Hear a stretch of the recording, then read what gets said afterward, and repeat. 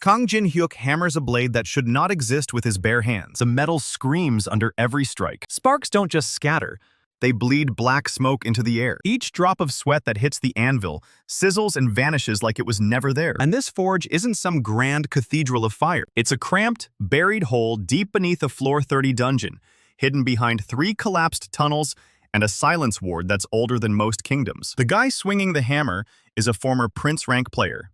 Now he's a nobody, a blacksmith with a ruined reputation and a price on his head so fat that even his old guildmates lick their lips when they hear his name. He's been down here for 7 days straight. No food, no sleep, just hammer and hunger, and the one secret that got him thrown out of the tower in the first place. He knows a forging technique that shouldn't exist, a forbidden blacksmithing skill that Jin-hyuk stumbled on years ago, back when he still had a title and a future. The old masters called it soul-smelting. They burned every scroll that mentioned it, and erased the names of anyone who tried to learn it. But Jin-hyuk found one fragment in a collapsed library on floor 63, and he never told a single soul what it said. The technique lets a blacksmith pour his own life force directly into molten metal. The result is a weapon that ignores every normal rule of the apocalypse system. Normal weapons bounce off divine-ranked enemies. A soul-smelted blade cuts through a god's defense like wet paper. The cost is simple. Every time he does it, he loses something permanent. Years off his lifespan, chunks of his memory, scars that dig into his flesh and never heal. He knows exactly what he's paying, and he doesn't care anymore. An Tae-woo took everything from him, and this is how he gets it back. The man who used to be his best friend. The guy who framed him for murder on the 82nd floor and used the chaos to snatch prince rank for himself. Jin-hyuk's hands are wrapped in rags that used to be white and are now crusted brown with dried blood. His arms are a roadmap of burn scars that didn't exist 2 months ago. Every time he brings the hammer down, something inside his chest pulls tight and doesn't release. He's been at this forge so long that his left eye twitches constantly from the heat and the fumes. But the blade is almost done. It lies across the anvil, a jagged length of dark steel that drinks the light out of the air around it. Any normal blacksmith would call it a failure. The edge is uneven. The spine has cracks running through it like veins. Jin-hyuk looks at it and sees the only thing in the tower that can make a god bleed. He's missing memories from yesterday. That's how he knows the technique is working. He reaches for the name of a tavern he used to drink at when he was still prince-ranked and finds nothing but static. Gone. Traded away. Fine. Taverns don't kill gods. He grabs a cloth bundle from the workbench and unwraps it carefully. Inside is a core, not some common trash from a floor 10 wolf. This thing pulses. It glows a deep bruised purple, and every few seconds it twitches like it's still alive. A Demon King's core. He ripped it out of a floor 45 boss 3 weeks ago and nearly died doing it. The beast caught him in its jaws and crunched half his ribs before he shoved a dagger through the roof of its mouth. Jin-hyuk's torso is still wrapped tight with bandages under his tunic, and the pain hasn't stopped for a single second. He doesn't acknowledge it. The core goes into the crucible. He tips it over the molten ore, and the moment they touch, the forge erupts. Black light explodes outward. Not fire, light. It washes over the stone walls and the anvil and Jin-hyuk's face, and everything it touches goes silent. The hammering stops. His breathing stops. The world holds still for one frozen heartbeat, and then the crucible screams. Literally screams. A shriek of escaping gas and molten metal that sounds like some living thing is dying in the fire. Jin-hyuk doesn't flinch. His eyes stay locked on the ore as the Demon King's core dissolves into it. The liquid metal changes color as it drinks the essence. First red, then white, then a black so deep it hurts to look at. This is the moment. The technique demands that he bind the weapon to his own soul right here at the merger. If he hesitates, the whole batch turns to slag, and he loses a core worth more than a small city.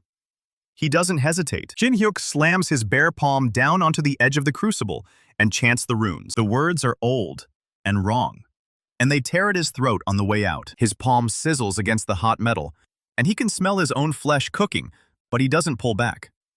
The runes require contact. The pain is part of the price. As he speaks the final syllable, something rips out of his chest, a piece of himself that he can't name and can't see, but feels leave his body all the same. The black light gutters. The forge goes dark. Jin-hyuk stumbles backward and catches himself on the workbench with hands that shake uncontrollably. His vision blurs for a moment, and when it clears, a memory is gone. The face of his mother. He knows he had one. He knows she must have existed. But when he tries to picture her, There's nothing there. Just a warm blur. A shape. He traded her for the blade. Jin-hyuk steadies himself against the bench and forces his lungs to work. It's fine. It's all fine. The weapon is done. He pushes off the bench and walks to the anvil on legs that don't quite want to hold him. The jagged slab of metal has changed. It's still ugly, still a mess of cracks and uneven edges that would make any proper smith laugh out loud. But now, it hums. A low vibration that Jin-hyuk can feel in his teeth and his bones. When he reaches for the hilt, the blade twitches toward his hand like it's impatient.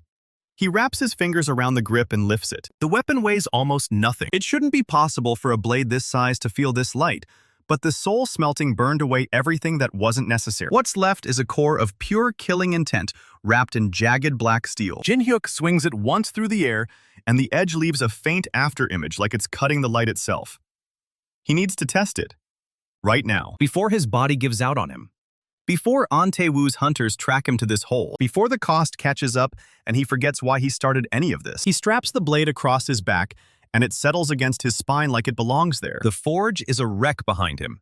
Tools scattered, crucible cracked, his own blood smeared across half the surfaces. He doesn't clean up. He doesn't look back. Jin-hyuk pushes through the crumbling tunnel entrance and heads up toward the light. He needs a monster. Something big enough to prove this blade can do what he built it for. The dungeon above him is floor 31. A wasteland of broken pillars and dried-up riverbeds crawling with Duke-rank beasts. Normally, he'd avoid this place like a tax collector. Duke-rank monsters are suicide for a guy with no guild and no backup, and a body that's running on spite and bandages. But he's not hunting normal game today. He's hunting proof. He finds a dust worm first. It erupts from the cracked earth 20 feet ahead of him. A segmented nightmare of chitin and teeth the size of a freight car. Duke rank. Easily. The thing rears up with dirt cascading off its plates, and its mandibles click together with a sound like snapping bones. Jin-hyuk draws the black blade. The worm lunges. He doesn't dodge, doesn't roll, doesn't do any of the smart, careful things that kept him alive through 13 years of dungeon crawling. He plants his feet and swings. The jagged blade meets the worm's armored head, and it doesn't slow down. Doesn't catch, doesn't bounce. It cleaves straight through chitin and muscle and spine, like the monster is made of wet paper. Dustworm splits in half. Both halves crash to the ground on either side of him with a thunderous rumble. Black ichor sprays across the wasteland, and Jin-hyuk stands in the middle of it with the blade still humming in his grip. One hit. Duke rank. Dead. He stares at the steaming corpse and feels something he hasn't felt in a long time. Hope. It works. The technique actually works. He just killed a monster that would take a full raid party of A-rankers an hour to bring down, and he did it with one swing and a weapon that cost him 7 days of his life, and a mother he can't remember. Worth it. Jin-hyuk wipes black ichor off his cheek and turns back toward the tunnel entrance. He has what he needs. A weapon that can hurt anything in the tower, including gods. Including the thing that rules the 100th floor. Including Antewu when the time comes. But the time isn't now. He's still one man with a single-use weapon and a body that gets weaker every time he uses the technique. He needs more cores. Better cores. He needs materials from floors that his current rank won't even let him access. And he needs to figure out who else knew about the soul-smelting before the old masters burned every trace of it. Because someone else knows. Jin-hyuk is certain of that now. The way the technique felt when he chanted the runes, it was like something on the other end was listening. Something old. Something hungry. He doesn't know what it is yet, but he knows he's not the only blacksmith who ever learned these words. He staggers back into the hidden forge, and the blade on his back pulses once, warm against his spine. The vibration hasn't stopped. If anything, it's gotten stronger since he killed the worm, like the weapon is pleased with itself. Jin-hyuk pulls it off his back and sets it on the workbench. His hands are still shaking. His chest is tight, and the spot where his palm pressed against the crucible is a raw, weeping burn. He wraps it loosely with a strip of cloth and sits down hard on the stone floor. The memory of his mother is gone. He tries again to picture her face and gets nothing. A blur. A warmth. The shape of someone who must have loved him once. Gone because he needed a sharp edge. Jin-hyuk leans his head back against the cold stone and closes his eyes. Just for a minute. Just to let the shaking stop. The blade hums on the bench beside him. He doesn't sleep. He doesn't dream. But somewhere in the dark behind his eyelids, something shifts. A presence. A pressure. Not quite a voice, but Not quite silence either. It knows his name. It speaks it without speaking. And Jin-hyuk opens his eyes to find the forge exactly as he left it. Empty. Silent. The only sound his own ragged breathing. But the blade is still humming. And now, so is the air. The blade won't stop humming. Jin-hyuk sits there on the cold stone floor, with his burned hand wrapped in bloody cloth and his chest still tight from the forging. He stares at the jagged black steel on the workbench. It's been 10 minutes since he killed the dustworm, and the weapon is still vibrating like it's purring. Like it's pleased with itself, like it knows what it just did. And now the air is humming too. He pushes himself up slowly. Every muscle in his body protests. The forge is a wreck behind him. Shattered crucible, scattered tools. His blood still wet on the stone where he pressed his palm against the molten core. He should sleep. He should eat something that isn't dungeon rations and let his body recover from 7 straight days of hell. But the air is wrong. It's not the blade causing it. He figures that out fast. The vibration in the air is deeper, older, coming from somewhere outside the forge, somewhere in the tunnels that lead back up toward the dungeon. Jin-hyuk grabs the black sword off the bench. It settles into his grip, and the humming syncs with his heartbeat. Something is waiting for him. He doesn't know what, doesn't know how long it's been there. But that pressure he felt behind his eyelids when he closed his eyes. The presence that knew his name without speaking. It wasn't a dream. It was a signal. Someone or something just announced itself. And now, it's close. Jin-hyuk straps the blade across his back and moves toward the forge entrance. The tunnel ahead is dark and narrow, and half collapsed in 3 places. He navigates it by memory, ducking under fallen stone and stepping over cracks that glow faint red with residual dungeon heat. The silence ward he placed a week ago is still holding. The air gets thicker the closer he gets to it, muffled and heavy like cotton stuffed in his ears. But past the ward he hears it. Footsteps. Multiple sets. Heavy boots on stone, moving with purpose. Not monsters. Monsters don't walk in formation. These are hunters. Human. Or close enough. Jin-hyuk slows his breathing. He presses himself against the tunnel wall just before the last bend and listens. 4. Maybe 5 of them. One of them is talking in a low voice, and the words bounce off the stone in fragments. He catches his own name. He catches An Tae-woo's name. And he catches the word forge, spoken with the kind of venom people reserve for things they plan to destroy. So that's how it is. An's people tracked him down. He doesn't know how yet. Maybe they followed the trail of dead monsters. Maybe someone in the lower floors talked. Maybe there's a tracker on his system profile he hasn't found. Doesn't matter now. What matters is they're between him and the surface, and they're armed, and they're here to end him. The humming spikes. It cuts through the silence ward like it isn't even there, and suddenly the footsteps stop. The voices stop. Everything stops. They felt it. Whatever the blade just did, they felt it clear as a bell. A voice calls out from the darkness ahead. It's a man's voice. Flat, professional, the kind of voice that's given a lot of kill orders and never lost sleep over any of them. Kang Jin-hyuk. Guildmaster An sends his regards. Jin-hyuk doesn't answer. He steps around the bend and faces them. There are 5 of them, just like he figured, all dressed in dark combat gear with An's guild emblem stitched on their shoulders, a crimson phoenix rising out of a broken crown. 3 of them have swords drawn. One has a staff crackling with blue energy. The 5th one hangs back with his arms crossed and his face hidden behind a tactical mask. The one with the staff speaks again. He's the leader. Jin-hyuk can tell by the way the others position themselves around him. The guildmaster was very clear. You're not leaving this tunnel alive. Jin-hyuk looks at them. 5 hunters. All of them at least baron rank, based on the gear and the way they carry themselves. In his current state, he's running on fumes and spite, and a hand that's still weeping blood through its bandage. A week ago, this would have been a death sentence. A week ago, he didn't have a god-killing blade. He doesn't say anything, doesn't give them a speech or a warning or a dramatic one-liner. He just raises the black sword and lets it do the talking for him. The blade screams. Not a hum anymore. A full-on shriek that tears through the tunnel and slams into the hunters like a physical wave. The one with the staff staggers back. The swordsmen flinch. Even the masked one in the back uncrosses his arms and takes a step forward like he's suddenly interested. Jin-hyuk moves. He closes the distance in 3 strides and swings for the nearest swordsman. The guy gets his blade up in time. Good reflexes. Baron rank for sure.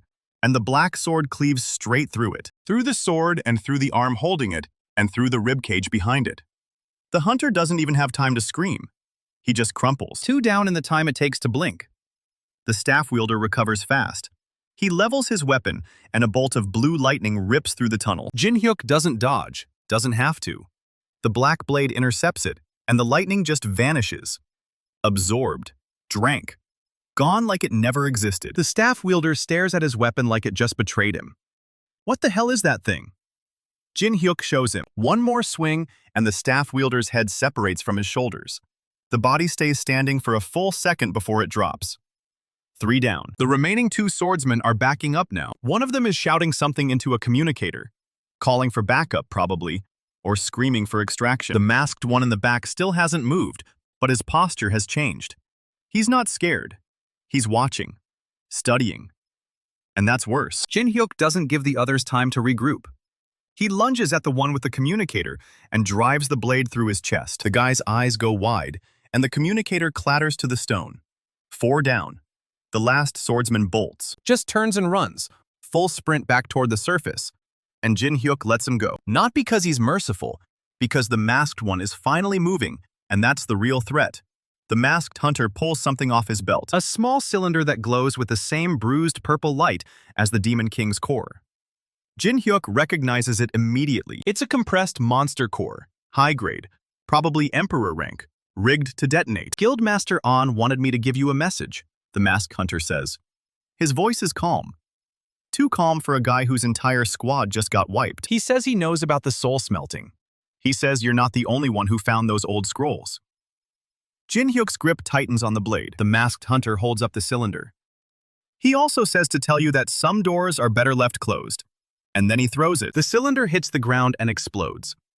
Not a regular explosion. This is something else. The purple light erupts outward in a shockwave that warps the stone and bends the air and makes the tunnel scream with a sound that isn't quite sound. Jin-hyuk raises the black blade on instinct, and the shockwave hits it and splits around him like water around a rock. But the tunnel doesn't hold. The ceiling comes down. Massive chunks of stone crash around him, and the floor buckles. And suddenly he's falling through darkness with the roar of collapsing rock in his ears. The black blade shrieks in his grip, and the last thing he sees before everything goes black is the masked hunter's silhouette standing untouched in the center of the chaos. Then the impact. Jin-hyuk hits something hard, and the breath gets knocked clean out. Dust fills his lungs, and his burned hand screams with fresh agony. And for a long moment, he just lies there in the dark, trying to remember how. Breathing works. He's alive. Somehow. He pushes himself up slowly. The collapse buried the tunnel behind him. A wall of rubble where the path used to be. No way back to the ford. No way back to the surface through the route he came. The only direction is forward, deeper into whatever cavity the explosion opened up. The blade is still in his hand. Still humming. Still thirsty. Jin-hyuk gets to his feet and takes stock. His bandage is soaked through with blood. His ribs ache from the fall. His head is ringing, and there's a cut above his eye that's dripping into his vision. But nothing's broken. Nothing that'll kill him right this second anyway. He looks around. The space he's landed in is old. Really old. The stone is different from the dungeon above. Smoother. Carved. There are lines in the walls that might have been runes once, but they're so faded now they look like scratches. This isn't part of floor 31. He's fallen through into something buried underneath it. Something that was here before the dungeon, before the apocalypse system, before any of the towers or floors or rankings. Something that predates all of it. And at the far end of the chamber, there's a pool of light. Not natural light. This is the same bruised purple glow from the Demon King's core, from the cylinder, from every monster that's ever had a trace of divine blood. It pulses slow and steady, like a heartbeat, and it's coming from something half buried in the stone floor. Jin-hyuk approaches carefully. Every instinct is screaming at him to run, but he's got no exit and no backup, and a weapon that eats god energy for breakfast. Whatever this thing is, it's either going to kill him, or it's going to be useful. No middle ground. He gets close enough to see what's buried. It's a core. Massive. Easily 3 times the size of the Demon King's, and pulsing with so much energy the air around it shimmers. The stone around it is cracked and blackened, like it's been burning for centuries. And carved into the floor around the core are runes. Familiar runes. The same ones he chanted 7 days ago when he forged the black blade. Soul-smelting runes. Someone else made this. Someone else used the forbidden technique right here in this chamber, centuries ago, and they left their core behind. A god-level core. The kind of material Jin-hyuk needs to forge the weapon that'll kill Ante Wu and the thing on the 100th floor. It's too good to be true. It's bait. It has to be. But he doesn't have a choice.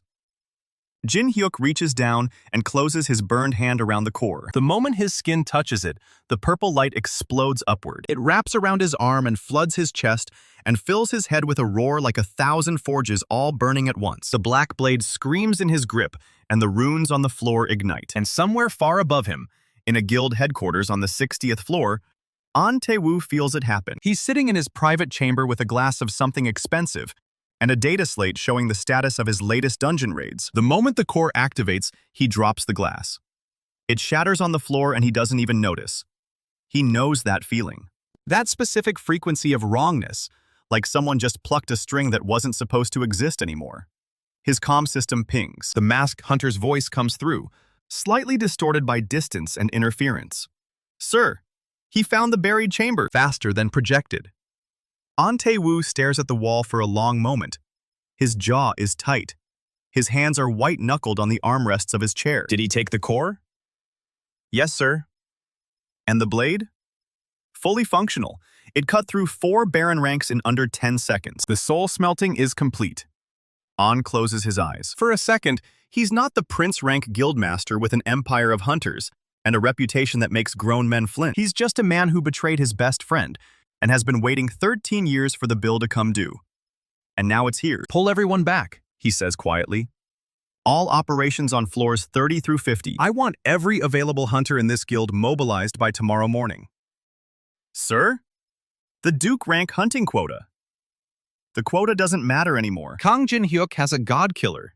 Do you understand what that means? Silence on the comm. It means he's coming for me, and if we don't stop him before he learns what else is buried under this tower, he won't stop at me. An ends the call and stands up. He walks to the window and looks out at the sprawling cityscape of the 60th floor. Towers and spires and neon-lit marketplaces where hunters trade cores and gear and information.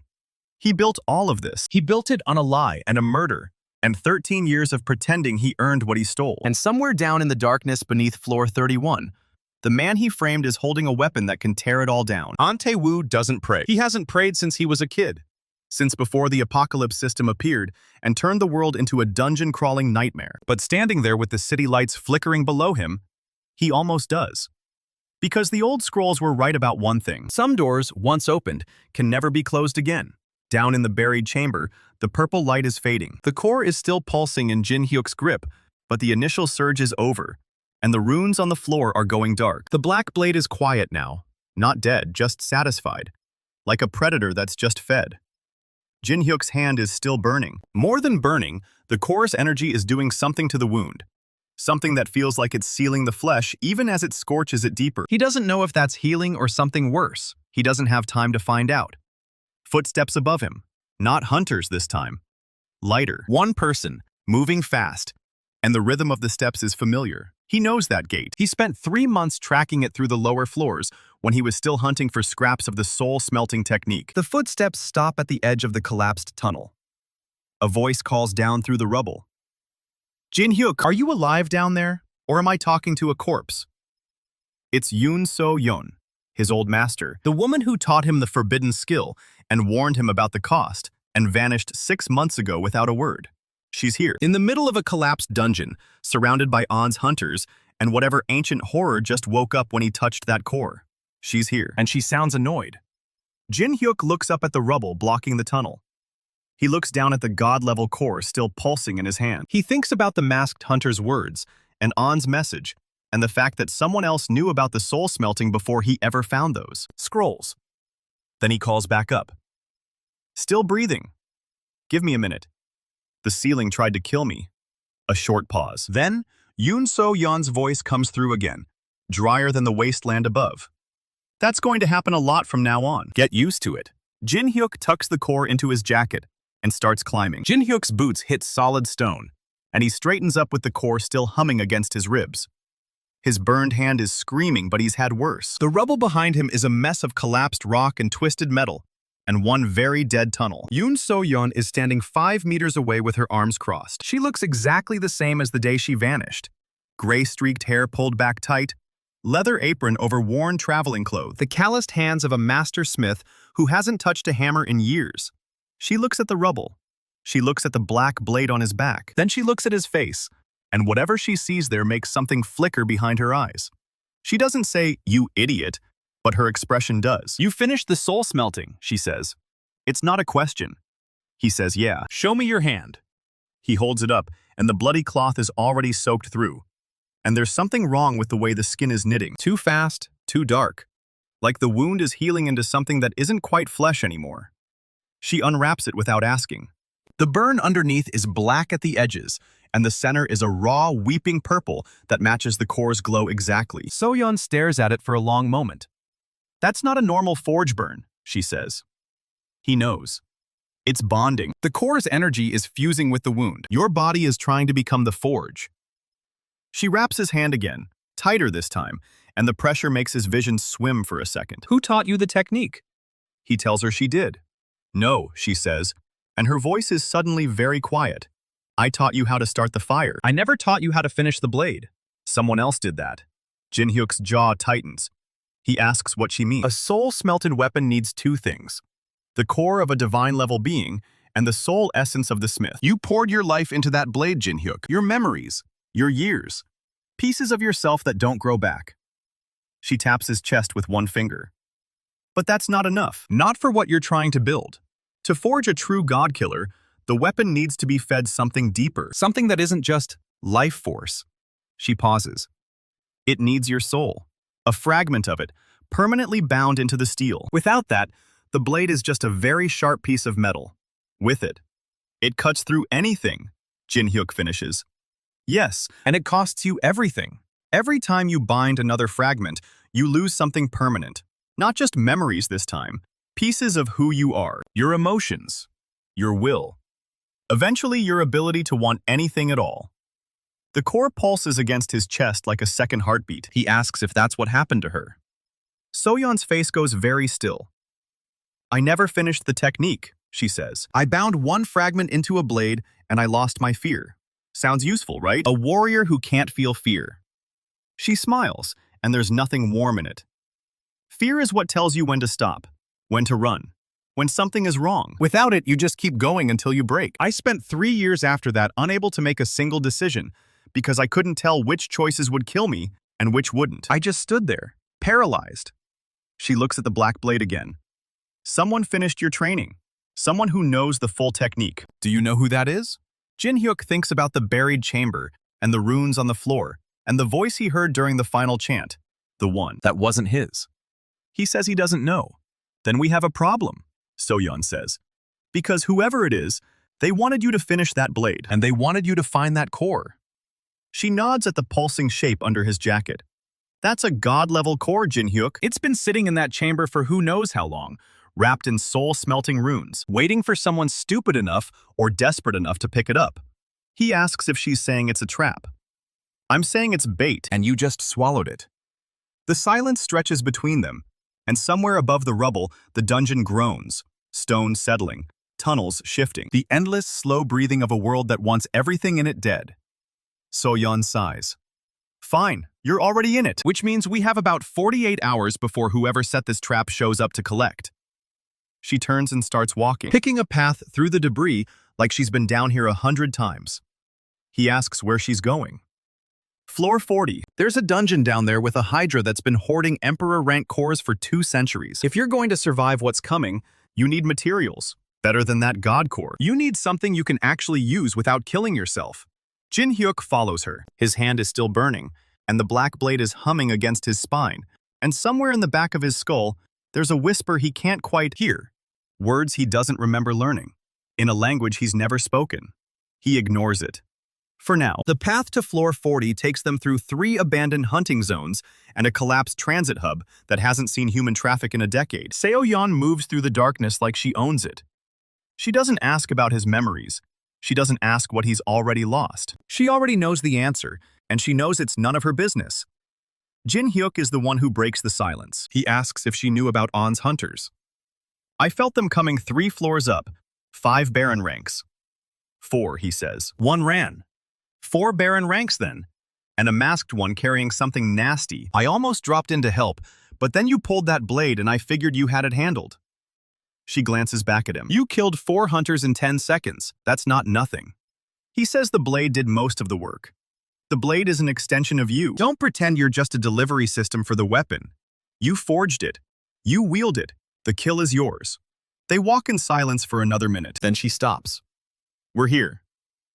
The entrance to the Hydra's lair is a vertical shaft dropping straight down into absolute black. The walls are slick with something that isn't water, and the air coming up smells like rot and copper and very old blood. Jin-hyuk can hear something breathing down there. Slow, deep. The rhythm of something enormous that hasn't moved in years, but is very much alive. Seo-yeon pulls a coil of rope from her pack and ties it off on a rock spur.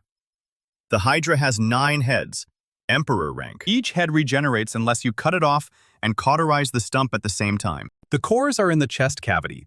1 main Emperor rank core and 8 smaller ones clustered around it.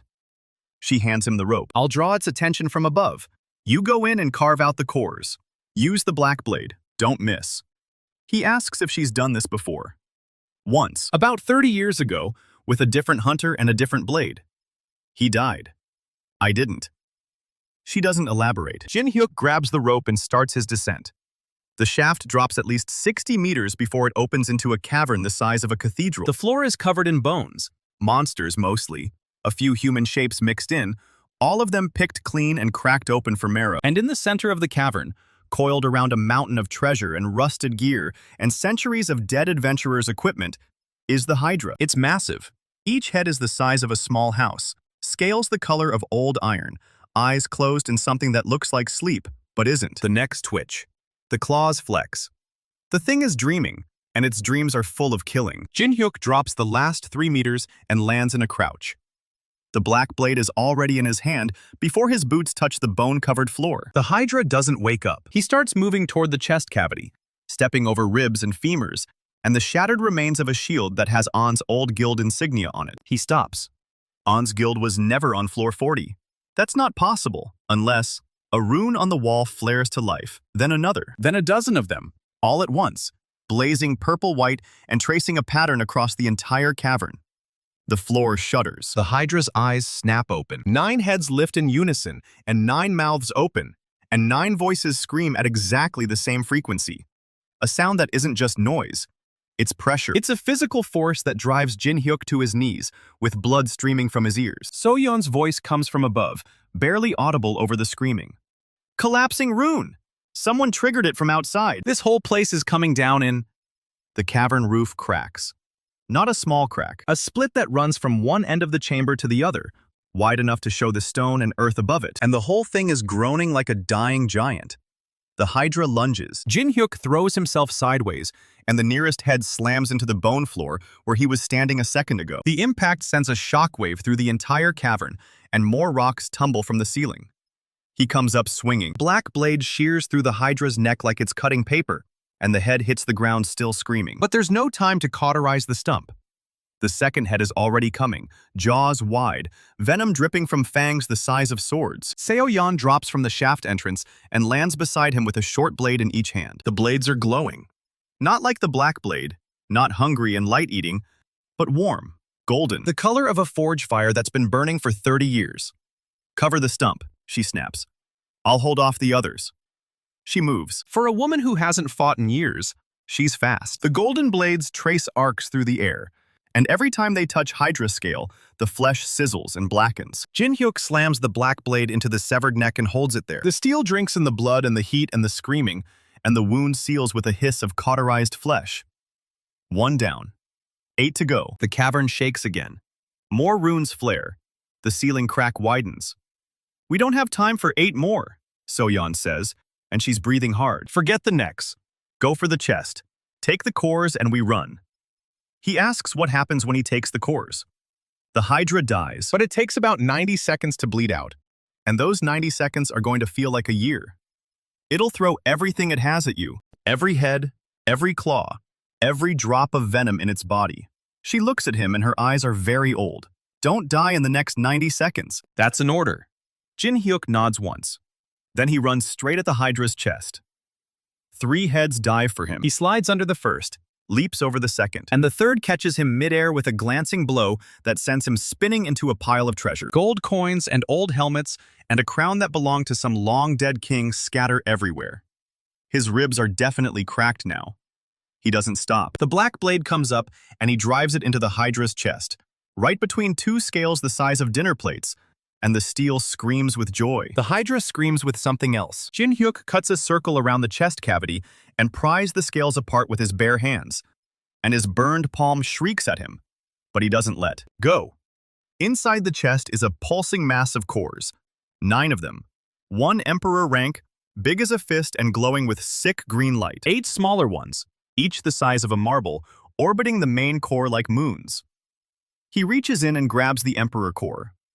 The Hydra loses its mind. Every head turns toward him. Every jaw opens. Every drop of venom in 9 sets of fangs is aimed directly at one man with his arm buried in a monster's chest. Seo-yeon throws herself between him and the heads, and her golden blades spin into a shield of light that catches the first wave of venom. The second wave cracks it. The third wave shatters it completely. She goes down, one blade clattering away, the other still clutched in her hand. The Hydra's heads rear back for the killing strike. Jin-hyuk rips the Emperor core free. The effect is instant. Every head convulses. The venom stops flowing. The Hydra's massive body shudders and begins to slump, but it doesn't fall. Not yet. It has 90 seconds of dying to do, and it's going to spend every last one of them trying to kill the thing that hurt it. He grabs the 8 smaller cores and shoves them into his jacket with the God core. Then he grabs Seo-yeon and runs. The ceiling is coming apart. Boulders the size of trucks are dropping into the cavern, and the runes are still flaring. And somewhere above the collapse, there's a sound like a hunting horn. Distant, cold, aimed. An's signal. His hunters are above them, waiting. Jin-hyuk reaches the shaft and throws Seo-yeon over his shoulder and starts climbing one-handed. The black blade is still in his other hand, and every time a falling rock comes close, he swings. The blade cuts through stone like it cuts through everything else. The Hydra is screaming its death rattle behind him, and the cavern is folding in on itself, and the shaft is shaking so hard he can barely hold on. He climbs. 20 meters. 30. 50. So-yeon coughs and he feels blood land on the back of his neck. He asks if she's alive. "I'm alive," she says, and her voice is thin but steady. "Keep moving." 60 meters. He hauls himself over the lip of the shaft and onto solid ground, just as the entire cavern below collapses with a roar that shakes the floor 4 kilometers in every direction. He lies on his back on cold stone with a dying master smith beside him, and 9 stolen cores in his jacket, and a black blade that's still humming, with the taste of Hydra blood. So-yeon pushes herself up on one elbow. "The runes," she says. "Did you see them?" He says, "Yeah, those weren't Hydra runes. Those were human. Set recently. Someone knew we were coming." The hunting horn sounds again. Closer this time. Jin-hyuk gets to his feet. His ribs are cracked and his hand is a mess of black scorched flesh and healing wounds. And the whisper in the back of his skull still hasn't stopped, but he's standing. He looks down at Seo-yeon. He asks if she can walk. "I can crawl. That's about it." Then he'll carry her. He picks her up, and the black blade goes back onto his back, and the cores pulse against his chest in a rhythm that is starting to feel less like an enemy and more like a promise. The tunnel ahead is dark. An's hunters are somewhere in that darkness and beyond them. 40 floors of dungeon and death, and a guild master who's been waiting 13 years for this fight. Jin-hyuk starts walking. The black blade screams. Not the hungry hum it had before, the vibration that meant it was tasting blood and liking it. This is different. The steel shrieks, a high, thin sound that drills into his skull. Jin-hyuk looks down at the jagged length of dark metal in his hand, just in time to see the cracks in its spine flare purple-white, the same color as the runes in the Hydra's cavern. Seo-yeon sees it too. Her eyes go wide, and she opens her mouth to shout something, but the blade doesn't give her time. It explodes. The shockwave blows Jin-hyuk off his feet and into the tunnel wall, and everything goes white-hot and silent for a long, terrible second. Then the sound catches up, and it's a roar that shakes the stone, and a flash of black light that eats every shadow and his right arm from the elbow. Down is just gone. Not burned, not cut, not something a potion can fix. The arm that held the blade. The arm with the weeping burn on the palm. The arm that was already scarred and black-scorched and bonded to a god-level core It is obliterated. The sleeve of his jacket is charred tatters flapping in the dust. The flesh below the elbow is a cauterized stump of blackened meat and splintered bone. Jin-hyuk stares at it. His brain hasn't caught up to the pain yet. That's the weird thing. He knows the pain is there, knows it's building like a wave the size of a building. But for one strange floating moment, he just looks at the place where his hand used to be and thinks about how strange it looks. Then the wave hits and he screams. Seo-yeon is beside him before the echo dies. She's still coughing blood and she can barely stand. But she grabs his shoulder and pulls him away from the wall. And her other hand clamps down on his. Ruined elbow with a grip like iron. The pressure makes the pain worse, but it stops the bleeding. He asks what happened. The blade wasn't finished, she says. Her voice is a rasp. The golden glow of her remaining blade flickers weakly. The runes in the cavern, the ones On's people set, they weren't just a collapsing trap. They were a resonance web, tuned to soul-smelting frequencies. He asks what that means. It means On's been planning this for a long time. The black blade was never stable. It was a prototype. The runes in the Hydra's lair were designed to shatter anything forged with the forbidden technique. And they did. The stump of his arm pulses. The pain is blinding. The God Core, Seo-yeon says through clenched teeth. Is it intact? He reaches across his own body with his left hand. The motion is clumsy and wrong. His body hasn't figured out how to move without the missing limb yet. He fumbles at his jacket, and his fingers close around the pulsing warmth of the God-level core. Still there. The Emperor core and the 8 smaller ones are there too. He tells her yes. Good. Then we still have a chance. The hunting horn sounds again. Closer. Not hundreds of meters away anymore. Dozens. Jin-hyuk pushes himself up against the wall, and the world tilts and swims. Blood loss. Shock. He's felt both before, but never without a hand. His left arm isn't his dominant arm. He is badly off balance in a way that goes deeper than muscle. So-yeon pulls a strip of cloth from her sleeve and wraps the stump. The cloth soaks red instantly. She wraps it again. Tighter. He grunts. On's hunters are going to be here in maybe 2 minutes, she says. You can't fight them like this. You can't use a blade with one hand. Not well enough. And even if you could, we don't have another blade. He asks her what they do. She looks at him for a long moment. Her eyes are very dark and very tired, and there's a grief in them that he doesn't understand yet. Then she says something that changes everything. You forge yourself. The words hang in the dusty air. He asks what she's talking about. The soul-smelting technique isn't just for steel, she says. You know this. The runes, the chant, the binding, those work on any vessel. The old masters didn't just pour their souls into metal. They poured them into their own bones, their own flesh, their own blood. The sound of boots on stone. Distant, but getting closer. A lot of boots. The weapon you forge becomes a part of you, and you become a part of it. That's the real secret. The God Killer isn't something you hold, it's something you are. Jin-hyuk looks at his left arm, his only arm, the one that still works. So-yeon sees him looking. You can't, she says.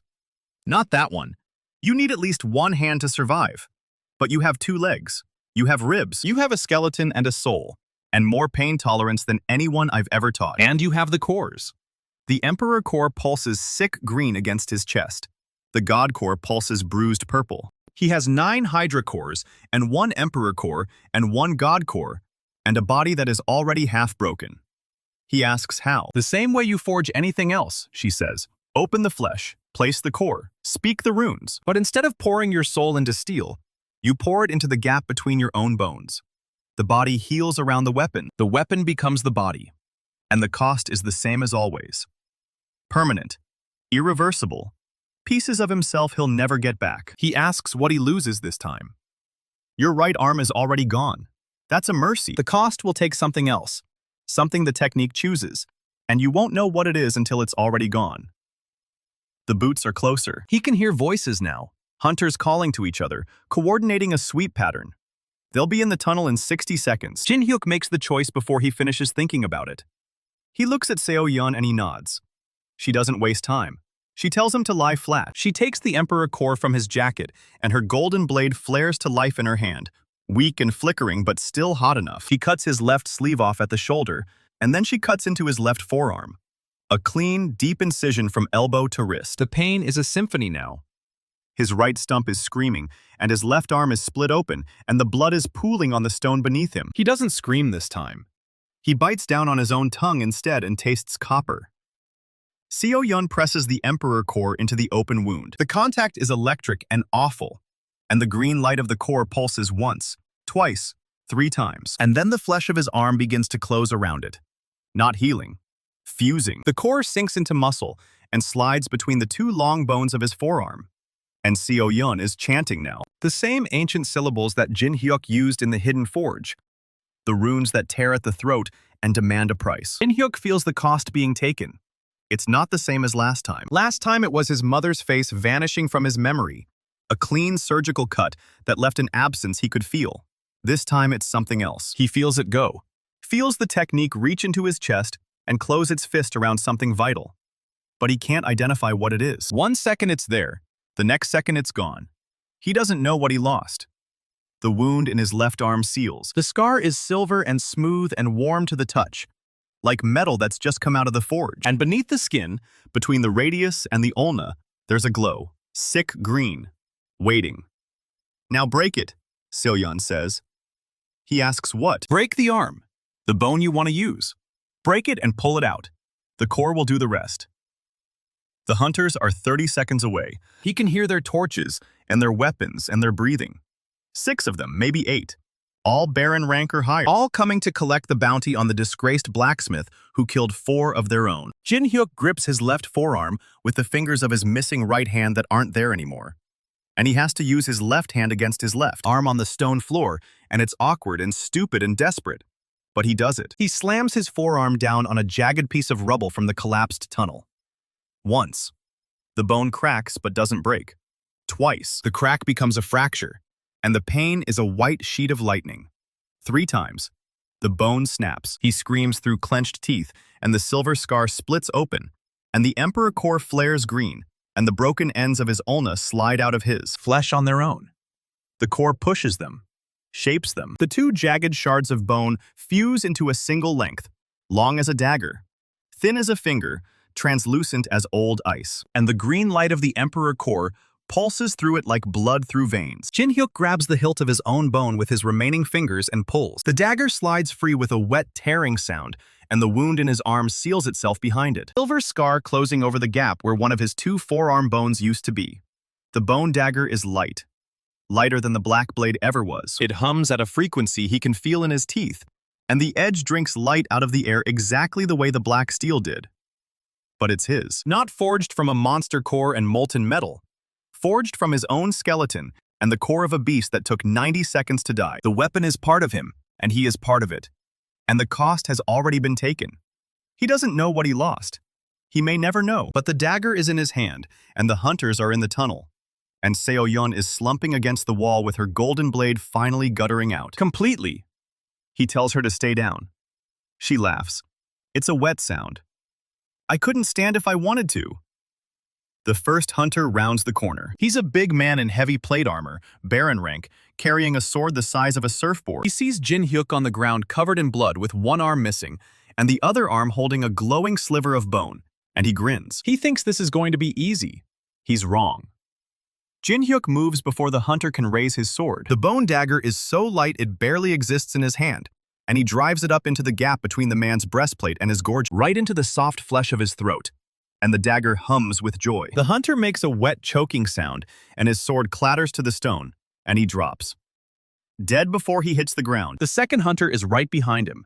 She's faster, an assassin type in dark leathers, and she's already throwing a spread of poisoned knives. Jin-hyuk doesn't have the black blade to block them. He doesn't have 2 hands to dodge. He twists sideways, and 3 knives miss, and 1 grazes his shoulder, and the 4th sinks into his thigh. He ignores it. He closes the distance in 2 steps, and the bone dagger punches through leather armor like it's paper and finds her heart. She gasps once and collapses. 3 more hunters behind her. They've seen what just happened, and they're not charging in blind. They spread out. 1 draws a bow. 1 raises a staff that crackles with lightning magic. The 3rd, a swordsman with Duke rank insignia on his pauldron, steps forward with his blade held in a guard position. The Duke rank asks if he's Kang Jin-hyuk. Our boy doesn't answer. He pulls the poison knife out of his thigh and drops it on the stone, and the wound in his leg is already starting to burn. The poison is fast. He has maybe 2 minutes before his leg stops working. The Duke rank asks again. He wants to know if he's the traitor who killed 4 hunters on floor 30. The 4 who cornered me in the dark, Jin-hyuk says. Those 4, they weren't assassinated. They weren't ambushed. It was a fair fight and they lost. The Duke rank's eyes flick to the bone dagger, to the missing arm, to the blood pooling on the floor. You don't look like you'd win a fair fight against a stray dog right now. Jin-hyuk doesn't argue. Instead, he throws himself forward. The mage fires first. A bolt of lightning screams across the tunnel, and Jin-hyuk should be dead, should be fried to a crisp. But the bone dagger comes up, and the lightning hits the translucent blade and vanishes. Absorbed. The same way the black blade absorbed energy attacks. The dagger glows brighter. The Duke rank's eyes go wide. He wasn't expecting that. Jin-hyuk reaches him before the surprise fades. The Duke rank's sword swings in a horizontal arc meant to decapitate, and Jin-hyuk ducks under it, feels the wind of the blade pass over his scalp, and then the bone dagger is inside the man's guard and sliding up between his ribs. One thrust, the Duke rank's momentum carries him forward, and the motion of his own swing pushes him deeper onto the blade. He coughs blood, and Jin-hyuk twists the dagger and pulls it free. The archer looses an arrow. It catches Jin-hyuk in the back, high on the shoulder, and the impact spins him half around. He staggers. The mage is charging another spell. The archer is knocking a second arrow. The poison in his leg is spreading, and his vision is starting to blur at the edges. He throws the bone dagger. It's a desperate, stupid move. He's not a throwing knife fighter, he's a blacksmith who spent his life at a forge. But the dagger is weightless, and the Emperor Core is guiding it, and the blade spins end over end through the dusty air and buries itself in the archer's eye socket. The archer folds. The bow clatters. The mage finishes his spell. A ring of fire erupts around Jin-hyuk, trapping him. The heat is unbearable, and the flames are licking at his boots, and the mage is laughing because he thinks he's won. Jin-hyuk steps through the fire. His jacket catches. His trousers catch. His skin blisters and blackens, and the pain is beyond anything he's ever felt. And he keeps walking, right through the wall of flame and out the other side, and the mage's laugh cuts off in his throat. Jin-hyuk's left hand closes around the mage's staff, and he rips it out of the man's grip, and brings his knee up into his stomach, and the mage doubles over, and Jin-hyuk's forehead smashes into the bridge of his nose. Bone crunches. The mage drops. He walks back to the archer's corpse and pulls the bone dagger free. The green light is still pulsing. The blade is clean. Bone doesn't hold blood the way steel does. 5 hunters down. He's on fire and bleeding and poisoned, and his right arm is gone and his left arm is missing one of its 2 bones. He stamps out the flames on his legs and tears off the burning jacket and stands in the tunnel in his undershirt with his ruined body and his glowing dagger. Seo-yeon is watching him. Her face is very pale. "You look like hell," she says. He asks if there are more of them. At least 12. These were the advance scouts. The main group heard the fighting, and they're going to be here in under a minute. He asks if she can move yet. She tries.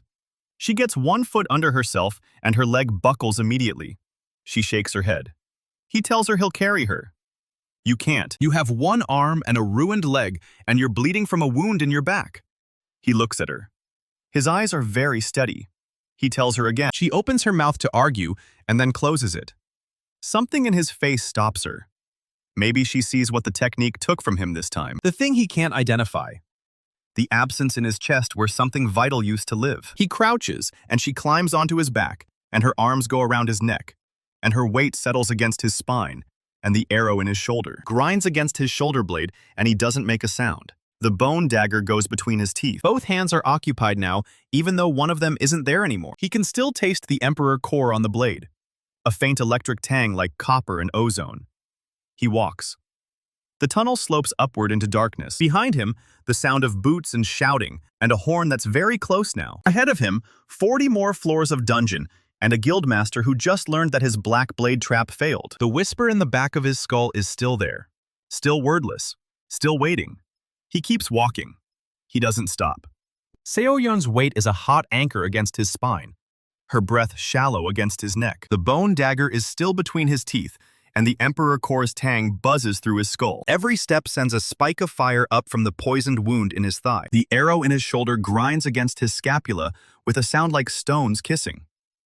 He walks anyway. The tunnel angles up into pure black, and the horn behind him sounds again. Closer now. 3 distinct voices are shouting orders, and their boots are a drum roll on stone. Seo-yeon's arms tighten around his neck. She asks if he has a plan. He can't answer with the dagger in his mouth, and that's answer enough. She laughs once, a dry rasp. Great plan.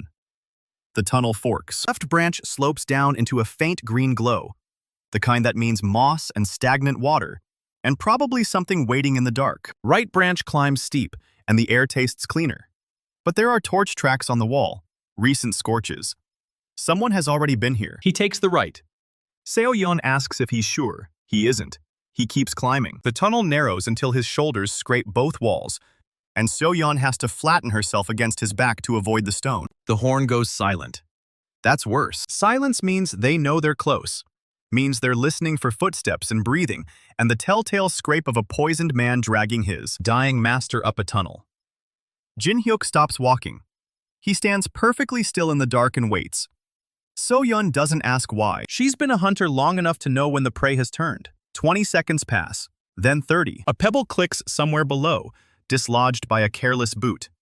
One hunter, coming fast and light, the footfalls of someone who is trained for this, who moves like water through tight stone. Jin-hyuk shifts So-yeon's weight to his left side and braces his shoulder against the wall. The bone dagger comes out of his mouth and into his left hand, and his grip is bad because the hand is still blistered from the fire and the missing. Ulna makes everything feel wrong. The hunter rounds the bend. He's small and lean, and there's a curved blade in each hand, and his eyes catch the green glow of the dagger before they catch Jin-hyuk. Big mistake. Jin-hyuk doesn't stab. He headbutts. His forehead smashes into the hunter's nose, and the crack is loud in the tight space, and the hunter's blades go wide, and Jin-hyuk brings the bone. Dagger up and in, and the point enters soft under the chin and exits through the roof of the skull. One thrust. The hunter's legs keep moving for a second, a grotesque little shuffle. And then he's dead weight, and Jin-hyuk lets him drop. He asks So-yeon to check him. She slides off his back, and her legs nearly give, but she stays upright by bracing both hands on the wall. She kneels beside the corpse, and her fingers go to the collar of his tunic. A small silver pin glints in the dark. Vice Captain, Duke rank, On's 7th Division.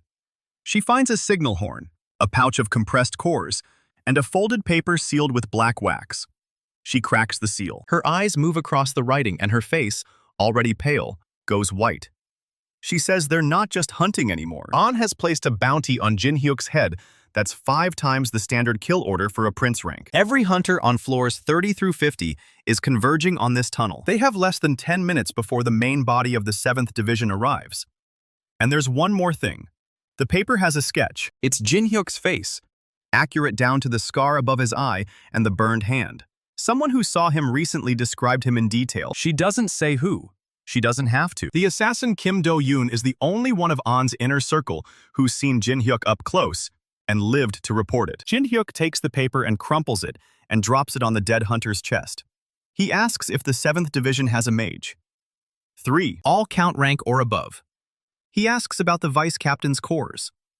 Seo-yeon opens the pouch. 6 marble-sized cores roll into her palm, all of them glowing a steady amber. Beast type, mid-grade, nothing special. But one of them is different. It's smaller than the others, and it doesn't glow. It pulses. A slow, rhythmic beat, like a heart. So-yeon holds it up, and the green light of the bone dagger catches it, and the surface of the core reflects a face that isn't hers. A woman's face, old and withered and smiling. The whisper in Jin-hyuk's skull sharpens. It's still wordless, but it's not waiting anymore. It's demanding. The core is calling to the Emperor's shard in his arm. So-yeon drops it like it burned her. She says that's not a beast core.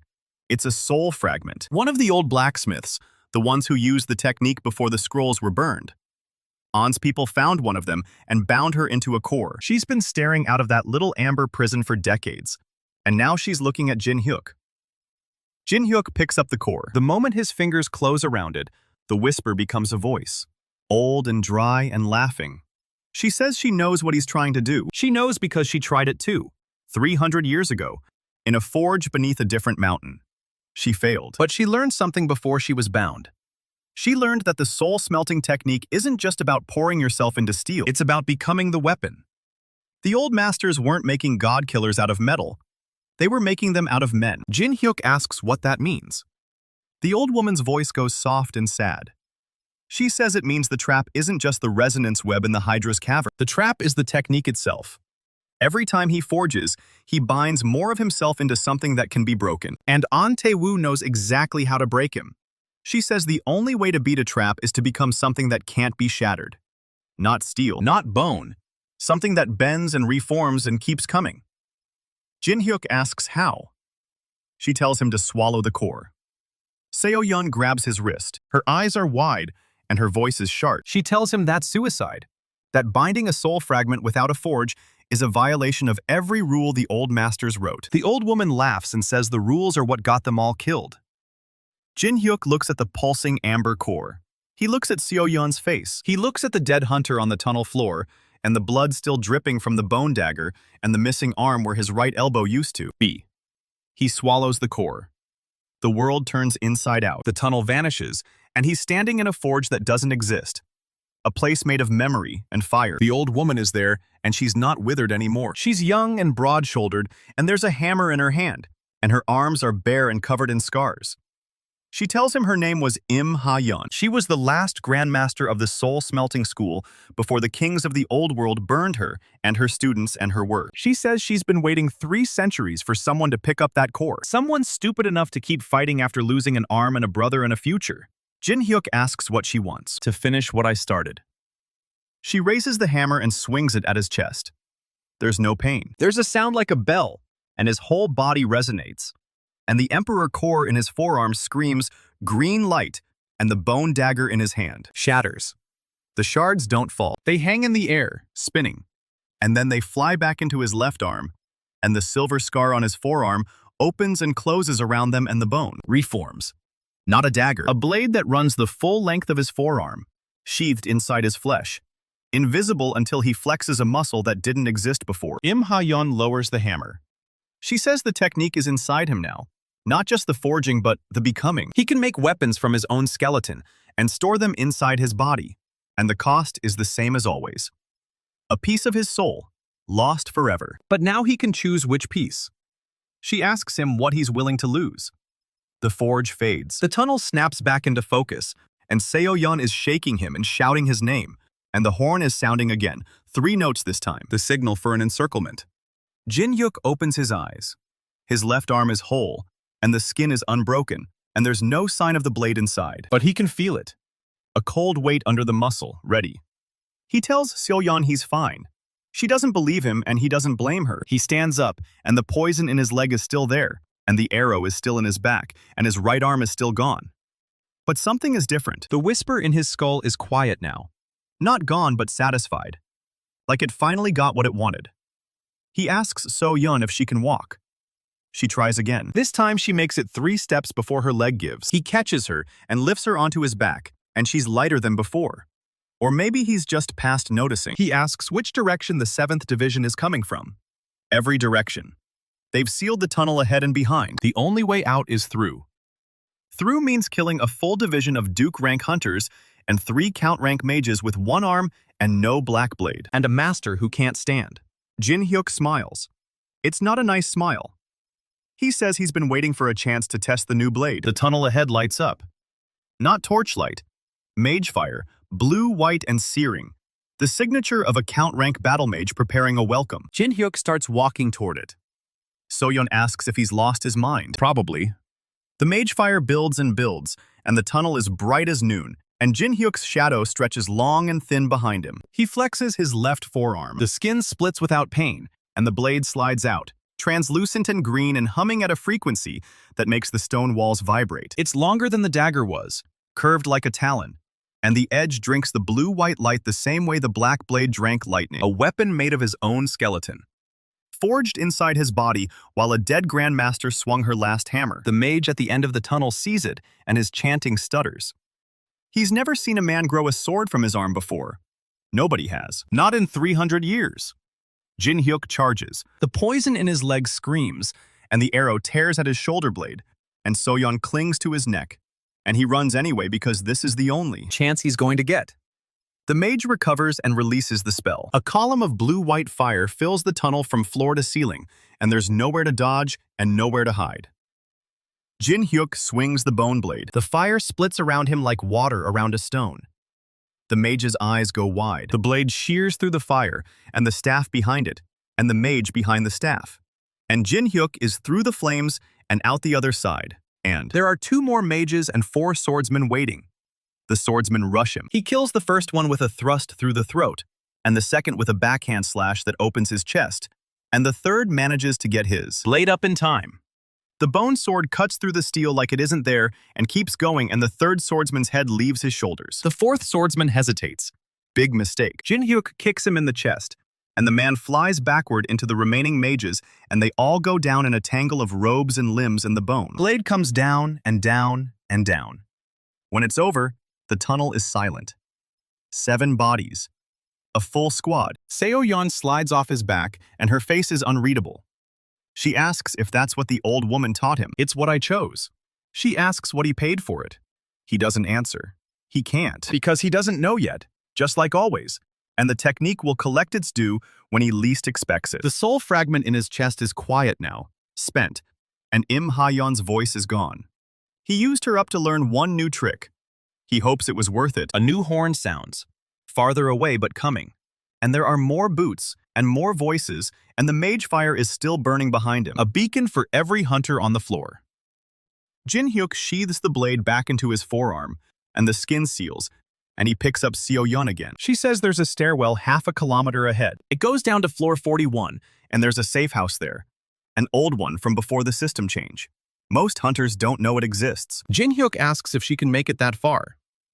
I can make it as far as you can carry me. He walks. The tunnel opens into a wider passage with scorched walls and old blood on the floor, and the marks of a battle that happened months ago. Someone dragged bodies out of here.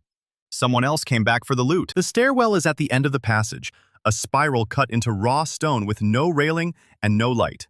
Jin-hyuk takes the first step down. His leg buckles. The poison has spread from his thigh into his hip, and the muscle is starting to seize, and he catches himself on the wall with his one good hand. Seo-yeon asks if he needs to rest. He shakes his head and keeps going, step after step into the dark and the cold and the smell of old stone and deeper earth. The horns fade behind them. The shouting becomes an echo. Somewhere above, the hunters of the 7th Division are searching a tunnel full of corpses and coming to the obvious conclusion. Jin-hyuk has become something new, something that can't be trapped or shattered or burned. The stairwell ends at a heavy iron door with a lock that hasn't been opened in decades. Seo-yeon reaches over his shoulder and presses her palm to the metal and whispers 3 words in a language that hurts to hear. The lock clicks. The door swings open. The safe house is small and dusty, and there's a cot and a water barrel and a chest of medical supplies that have long since expired. It's not much. It's enough. Jin-hyuk sets Seo-yeon down on the cot, and she immediately starts tearing strips from her cloak for bandages. He sits with his back against the wall and his legs stretched out, and the bone blade still humming inside his arm. He closes his eyes. The whisper is back. Not Im Ha-yeon's voice, not the wordless pressure from before. Something else. Something that sounds a lot like his own voice. If his own voice had been dragged through 300 years of fire and failure. It asks him if he knows what he's becoming. He tells it he doesn't care. It laughs. It says that's exactly what all the others said, right before the technique took everything they had. The whisper fades and Jin-hyuk opens his eyes. The safe house is cold. Seo-yeon is cutting bandages from her cloak with a knife she found in the medical chest. Her hands are steady, but her face is gray, and the blood on her lips has dried black. She asks how many he killed up there. She nods once and keeps cutting, and doesn't ask anything else. Jin-hyuk pulls the arrow out of his shoulder with his teeth. The barb tears muscle, and the blood comes hot and dark, and he doesn't make a sound. Seo-yeon tosses him a strip of cloth. He wraps the wound tight with his one hand, and the bandage is already soaking through. The poison in his thigh is worse. The skin around the knife wound has gone purple-black, and the color is spreading up toward his hip. Seo-yeon crawls over and looks at it. She says it's wyvern venom from the arrows the 7th Division uses, and it's going to kill him in about 6 hours. She asks if he can still walk. Jin-hyuk stands up, his leg screams, and the muscle seizes, and he stays on his feet anyway. Seo-yeon points at the expired medical chest. She says there's probably a vial of broad-spectrum antitoxin in there, unless the seals have rotted. Jin-hyuk opens the chest, and the hinges creak, and inside are 5 glass vials, and 3 of them are cracked and empty. The 4th is labeled in a script he can't read. The 5th is the antitoxin, and the seal is intact. He smashes the vial against the wall and scoops the liquid into his mouth. It tastes like copper and burnt hair. He swallows it and waits, and the burning in his thigh drops from a scream to a dull roar. Not cured, but slowed. Good enough. Seo-yeon finishes wrapping her own leg, and the bandage is tight and professional, and she's clearly done this before.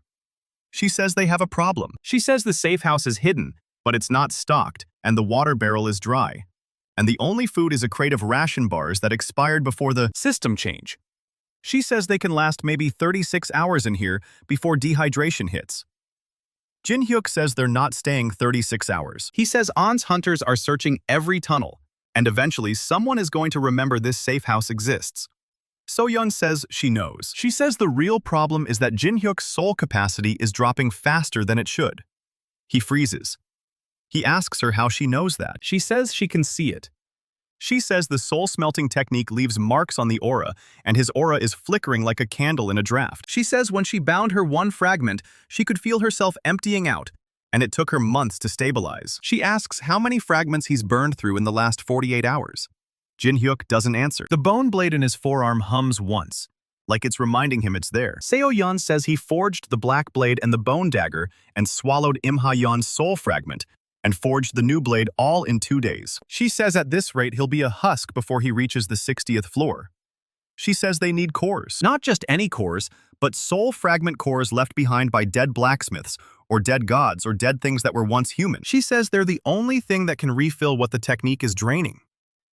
Jin-hyuk asks where they find those. So-yeon is quiet for a moment. Then she says there's a warehouse on floor 43, owned by the Silver Fang Guild. She says the Silver Fangs are allies of On's guild in public, but in private, their guildmaster hates On's guts. She says the warehouse is where they store cores they've scavenged from old battlefields and collapsed dungeons. She says there are at least 3 soul fragment cores in the vault. Jin-hyuk asks if the Silver Fangs will just let them walk in and take them. Seo-yeon's mouth curves into a smile that has no warmth in it. She says no. She says they're going to steal them. The stairwell from the safe house leads down into a service tunnel that runs parallel to the main dungeon corridors. It's narrow and dark, and the walls are wet with something that isn't water. Jin-hyuk carries Seo-yeon on his back again, and she holds a small lightstone between her fingers. The bone blade hums in his forearm. The Emperor core pulses sick green through the silver scar. The poison in his thigh is still spreading, but slower now, and he can feel the antitoxin fighting it. He walks. The service tunnel opens onto a maintenance shaft with a rusted ladder bolted to the wall. The ladder goes up 3 floors. Jin-hyuk climbs one-handed with Seo-yeon's arms locked around his neck, and her weight pulling at his shoulder wound and the missing right arm, throwing off his balance. His left hand grips the rungs hard enough to dent the rust. His leg screams with every step. He climbs anyway. Floor 43 is a commercial district. The Silver Fang Guild runs half the storefronts here, and their warehouse is at the end of a street lined with vendors selling potions and enchanted gear and monster parts. The street is busy.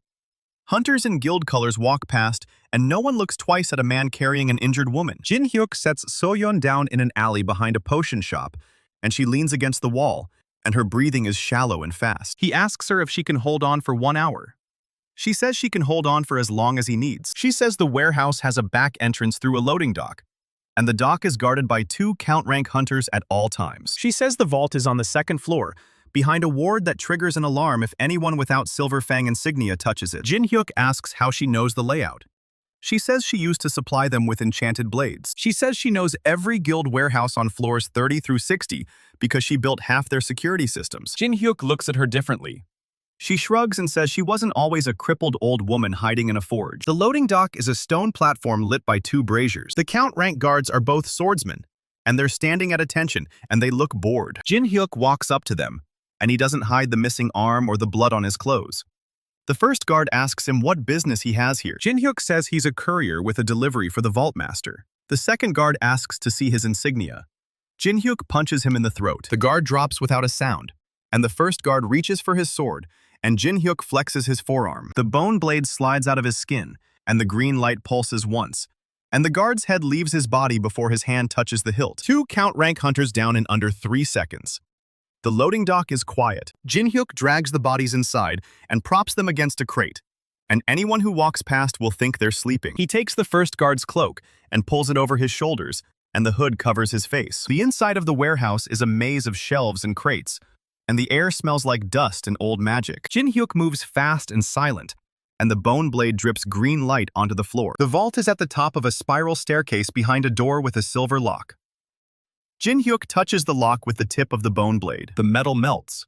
The door swings open. The vault is a small room lined with shelves, and on the shelves are cores in glass cases, and each case is labeled with the core's origin and rank. Jin-hyuk finds the soul fragment cores on the third shelf.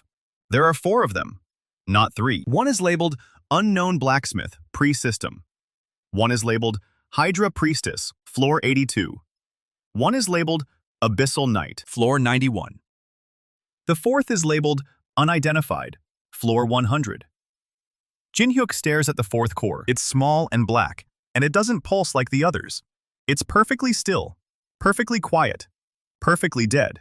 Except it isn't dead. He can feel it watching him. So-yeon's voice crackles through a small communication charm she slipped into his pocket before he left. She asks if he's found them. He says yes. He says there are 4. She says take them all and get out and don't touch the ward on the doorframe. Jin-hyuk looks at the doorframe. A thin silver thread runs along the edge and it's glowing faintly. He didn't touch it when he came in. He won't touch it when he leaves. He takes the 4 cores and puts them in the pouch with the other cores, and the pouch is heavy now. He leaves the vault and walks down the spiral staircase, and the warehouse is still quiet. The guards at the loading dock haven't moved. Jin-hyuk slips out the back entrance, and the alley is empty. He makes it halfway back to the potion shop before the alarm goes off. It's not the ward. It's a patrol. 2 hunters in silver fang colors round the corner and see him, and one of them points at the cloak he's wearing and asks where he got it. Jin-hyuk doesn't answer. The bone blade hums. The first hunter is dead before he finishes drawing his weapon. The second hunter runs, and Jin-hyuk lets him go, because chasing him would lead away from Seo-yeon, and they don't have time. He runs. The potion shop alley is 2 blocks away, and by the time he gets there, So-yeon is on her feet, and there's blood on her lips again, and her eyes are bright with pain. She asks if he got them. He shows her the pouch. She says good. She says the alarm is going to bring every hunter on this floor, and they need to be gone in the next 5 minutes. She points at a sewer grate at the end of the alley. She says the tunnels under floor 43 connect to the old transit system, and the transit system will take them to floor 50. Jin-hyuk rips the grate open with his one hand. The smell is indescribable. He picks up Seo-yeon and drops into the dark. The sewer tunnel is wide enough to walk through if you crouch, and the water is only ankle deep and it's not water. Jin-hyuk doesn't think about it. He walks. The communication charm crackles again, and Seo-yeon is still on his back, and her voice is right next to his ear. She says there's something he needs to know. She says the reason An set the trap with the god-level core is because he's not just trying to kill Jin-hyuk. He's trying to become something the god-level core was meant to kill. She says An has been collecting cores too. Not soul fragment cores, but ascension cores. Cores from emperor rank bosses and god-level spawns, and things that shouldn't exist until you reach the upper floors. She says An has been stockpiling them for years, and the warehouse Jin-hyuk just robbed is one of his supply points. She says the Silver Fangs don't hate An. They work for him.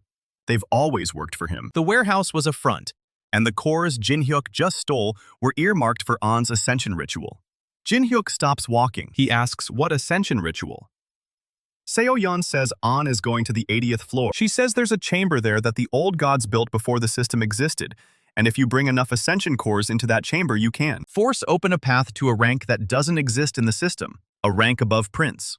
A rank that lets you rewrite the rules of the game. Jin-hyuk asks when. So-yeon says she doesn't know exactly, but the cores Jin-hyuk just stole were the last shipment. Without them, An can't complete the ritual, and he's going to come looking for them personally. The tunnel dead ends at a rusted ladder. Jin-hyuk climbs. At the top is a metal hatch, and he pushes it open and cold air hits his face. They're standing in an abandoned transit station with broken signs and shattered glass, and a train car that hasn't moved in decades. Jin-hyuk sets So-yeon down on a bench. He opens the pouch and takes out the 4 soul fragment cores and lines them up on the bench beside her. The black one from floor 100 is still watching him. He asks her what this core is. Seo-yeon looks at it and her face goes very still. She says she doesn't know. She says the label says floor 100, but the only thing on floor 100 is the god who rules the system. She says if this core came from there, then it's not a soul fragment. It's something else entirely. The black core pulses once. It's the first time it's moved since Jin-hyuk picked it up. It doesn't pulse green or purple or amber. It pulses black, a black so deep it eats the light around it. Jin-hyuk's bone blade hums in response, and the Emperor core in his arm flares sick green, and the whisper in his skull wakes up. It says one word. It says, finally. The black core pulses once more and then goes still. Jin-hyuk stares at it, and his bone blade hums, and the scar on his forearm burns sick green. Seo-yeon's voice cuts through the silence. She says they can't stay here. She says the transit station is too exposed, and the hunters will check it eventually, and they need to move. Jin-hyuk picks up the 4 cores and puts them back in the pouch. He picks up So-yeon. She weighs almost nothing now. Her leg is swollen, and the blood on her lips is fresh, and her breathing is shallow. The antitoxin bought her time, but not much.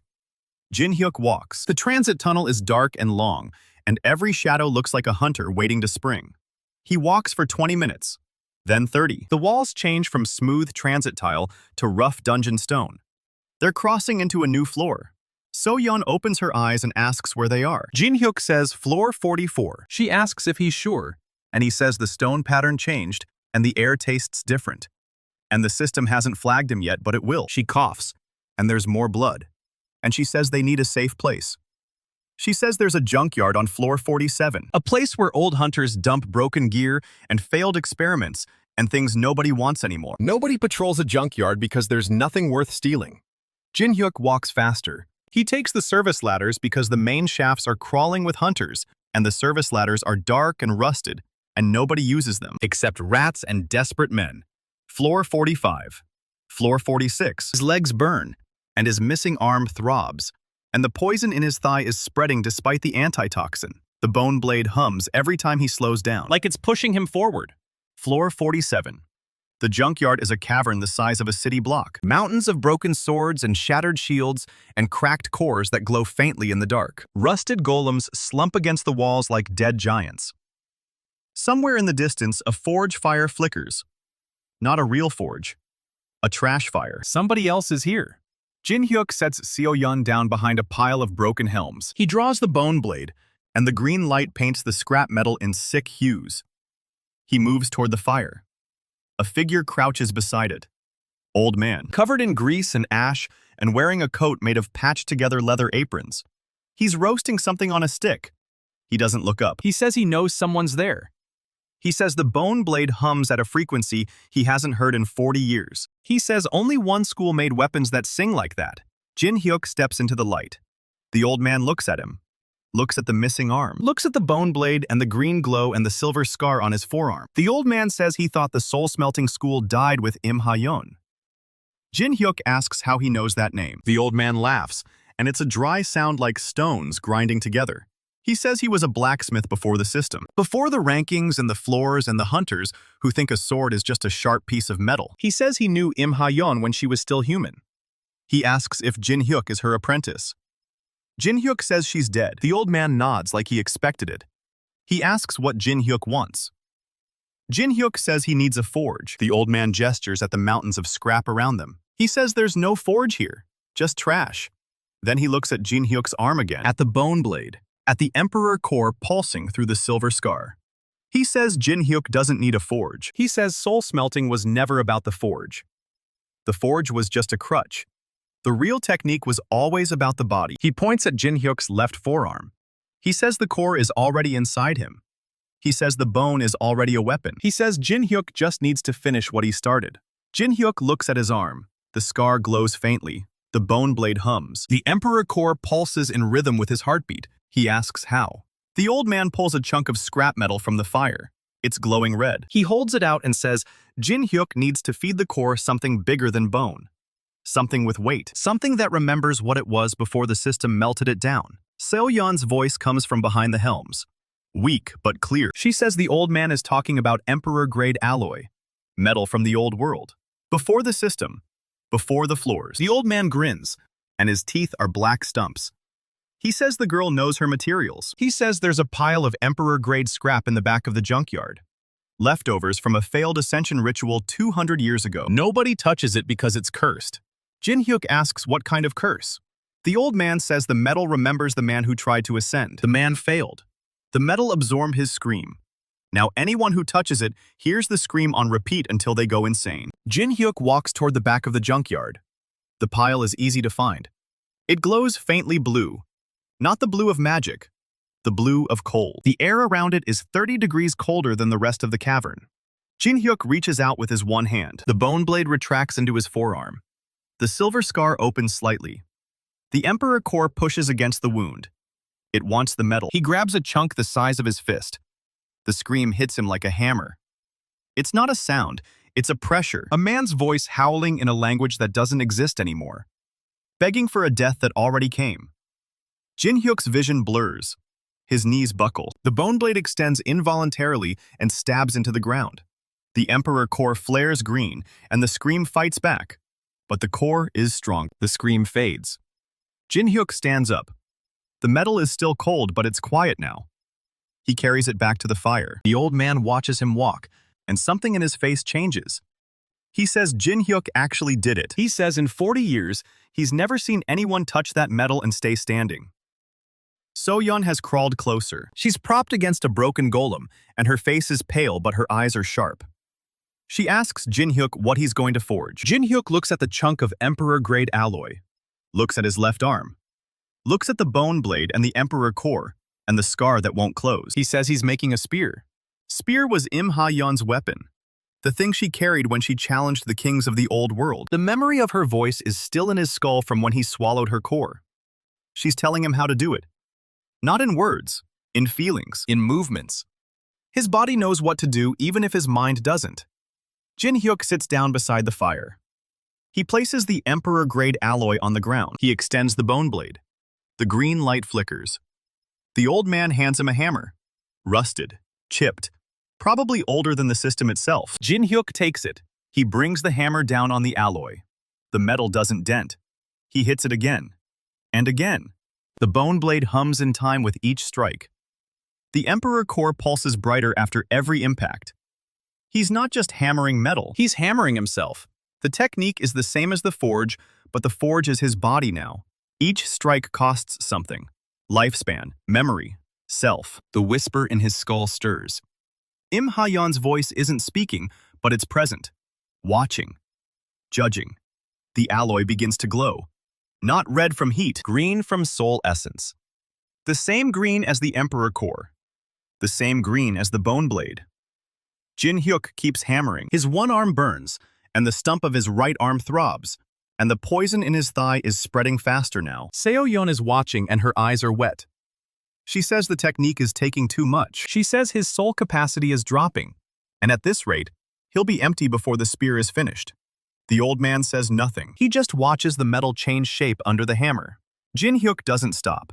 The alloy stretches, thins. One end sharpens into a point. The other end flares into a socket. 3 hours pass. The fire burns down to embers, and the old man feeds it scrap wood, and the cavern is silent, except for the hammer. The spearhead takes shape. It's long and curved like a talon. Green veins run through the metal, pulsing, breathing. It's not a weapon anymore. It's a piece of Jin-hyuk, his soul poured into Emperor alloy, his memories woven into the edge, his lifespan burned into the point. The hammer falls one last time. The spearhead is finished.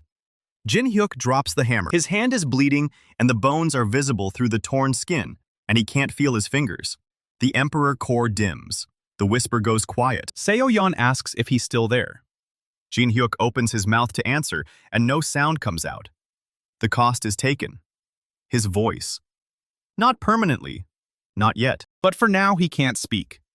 The technique took the part of him that forms words. So-yeon sees it in his face.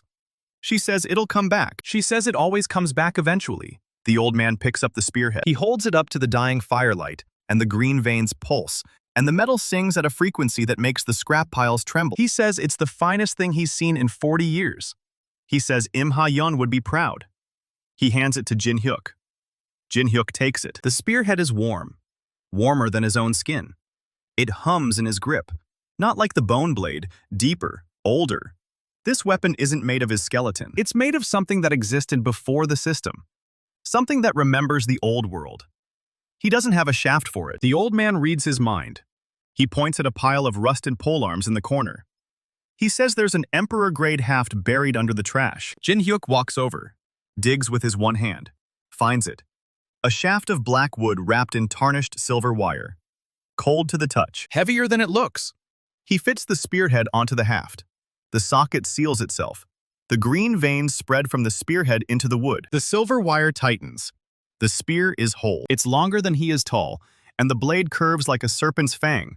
And the green light paints the entire junkyard in shades of sick jade. Jin-hyuk turns to Seo-yeon. She's smiling. Weak. Blood on her lips, but smiling. She says it's beautiful. She says it'll work. The communication charm crackles. So-yeon pulls it out and her face goes still. She says An's hunters found the transit station. She says they're tracking the trail Jin-hyuk left. Blood trail. Footprints. Bone blade residue. She says they have maybe 6 hours before the hunters reach the junkyard. Jin-hyuk can't speak, so he writes in the ash with the butt of the spear. Floor 80. The ritual chamber. Kill the guardian. Get there before An. Seo-yeon reads it and nods. She says floor 80 is crawling with Emperor-rank guardians. She says the ritual chamber is at the center of a labyrinth. She says getting there will take everything he has. Jin-hyuk writes one more word. Stay. So-yeon says no. She says she's coming with him. She says she can still see soul capacity, and without her, he won't know when the technique is about to kill him. The old man stands up. He says he can watch the girl. He says he owes Im Ha-yeon a debt, and this is how he pays it. So-yeon looks at him and asks what debt. The old man says Im Ha-yeon saved his life 300 years ago. He says he was the blacksmith who forged her first spear, the one that broke when she fought the kings. He says he's been hiding in this junkyard ever since, waiting for someone to finish what she started. So-yeon looks at Jin-hyuk. She says she'll stay. She says the old man knows the technique and he can monitor her condition. She says Jin-hyuk needs to move fast and alone. Jin-hyuk nods. He picks up the pouch with the 4 soul fragment cores. The black one is still watching him. He straps the spear across his back, beside the empty space where his right arm used to be. The Emperor core pulses in time with his heartbeat. He's ready. He walks toward the service ladder that leads up to floor 48. Seo-yeon calls after him. She says An knows he's coming. She says the ritual chamber is a trap. She says An wants him to get there because the chamber needs a sacrifice. And Jin-hyuk's soul is exactly the kind of fuel the old gods use to power their ascension. Jin-hyuk stops. He can't speak, so he just looks at her. She says, "Don't die." He nods.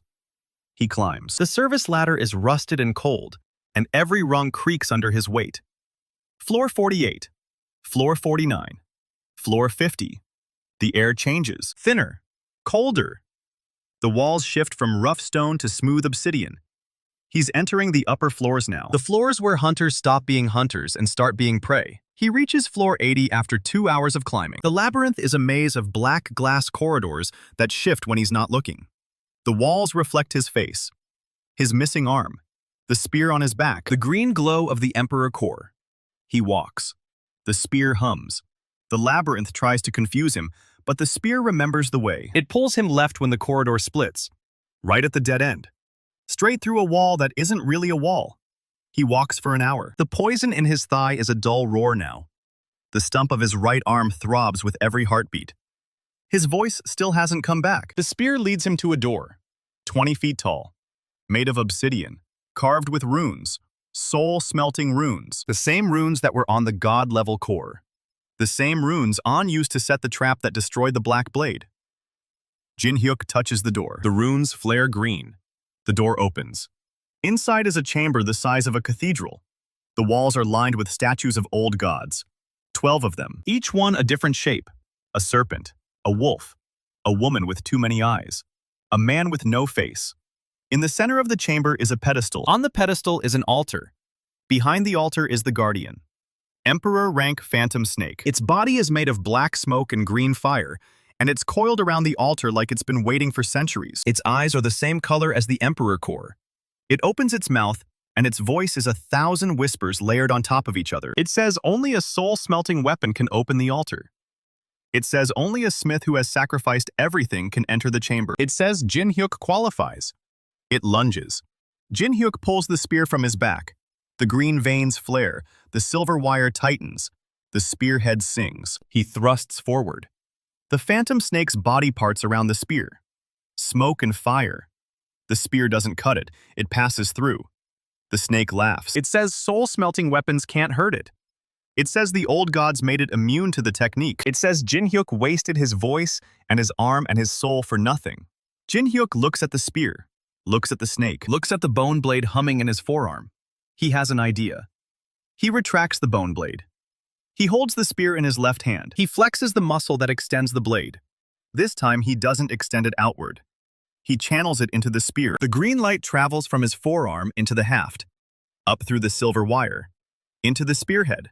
The blade and the spear fuse. Not physically, essentially, two soul-smelting weapons. One made of bone, one made of emperor alloy.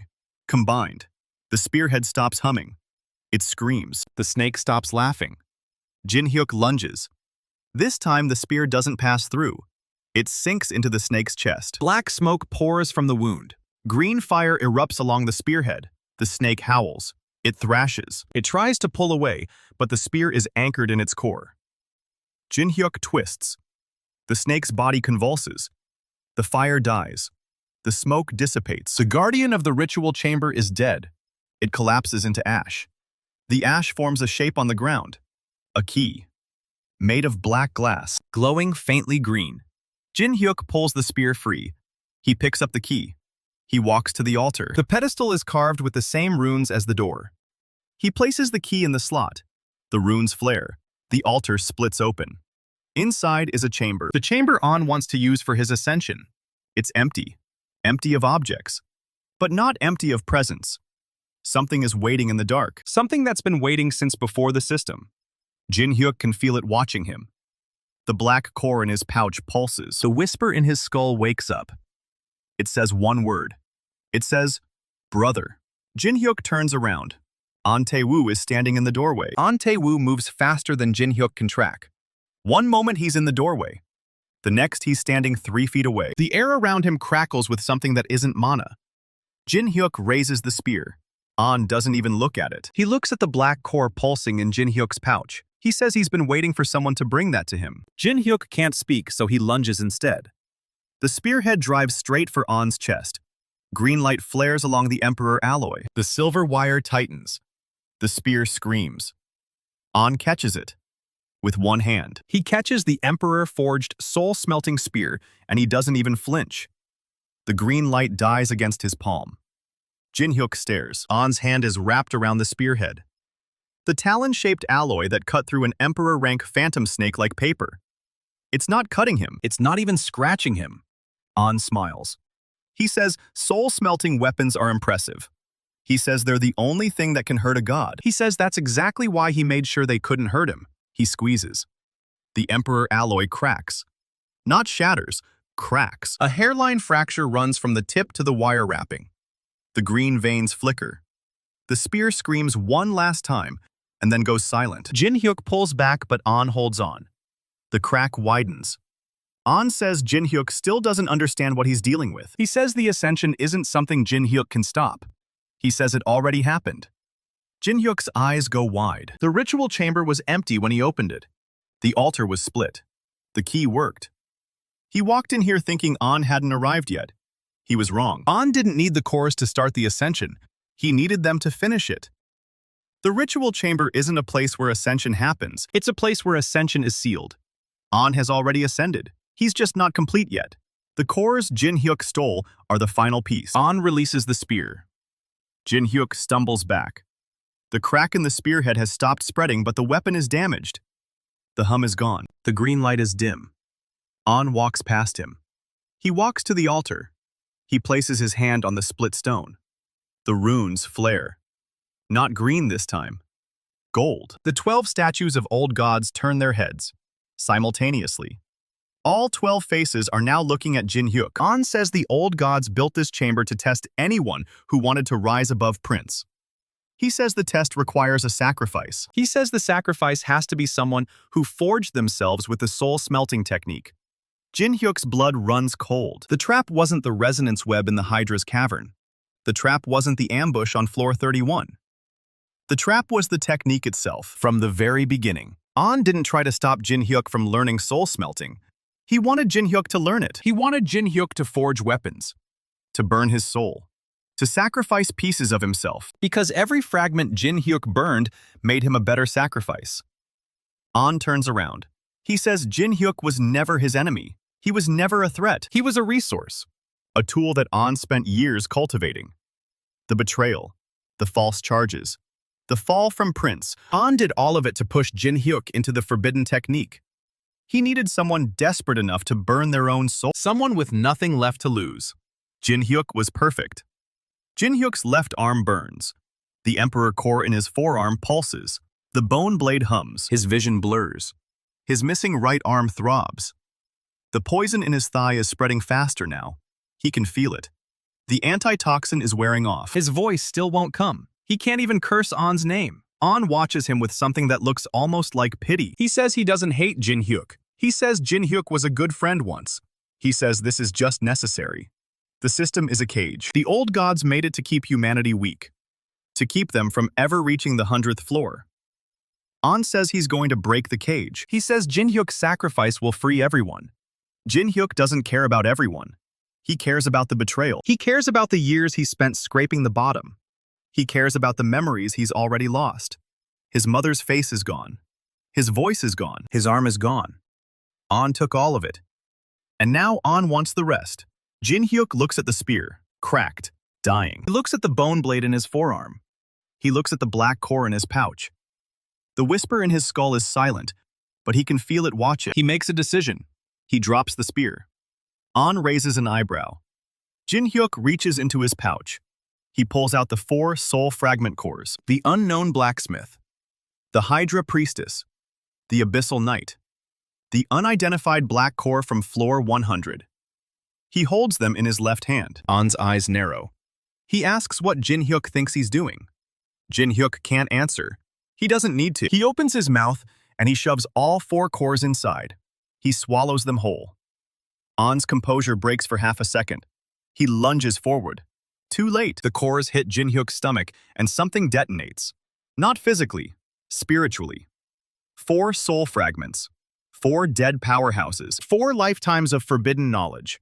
They flood into Jin-hyuk's system simultaneously. His soul capacity spikes. Hard. 90%. 110. 140. The numbers don't matter. What matters is the screaming.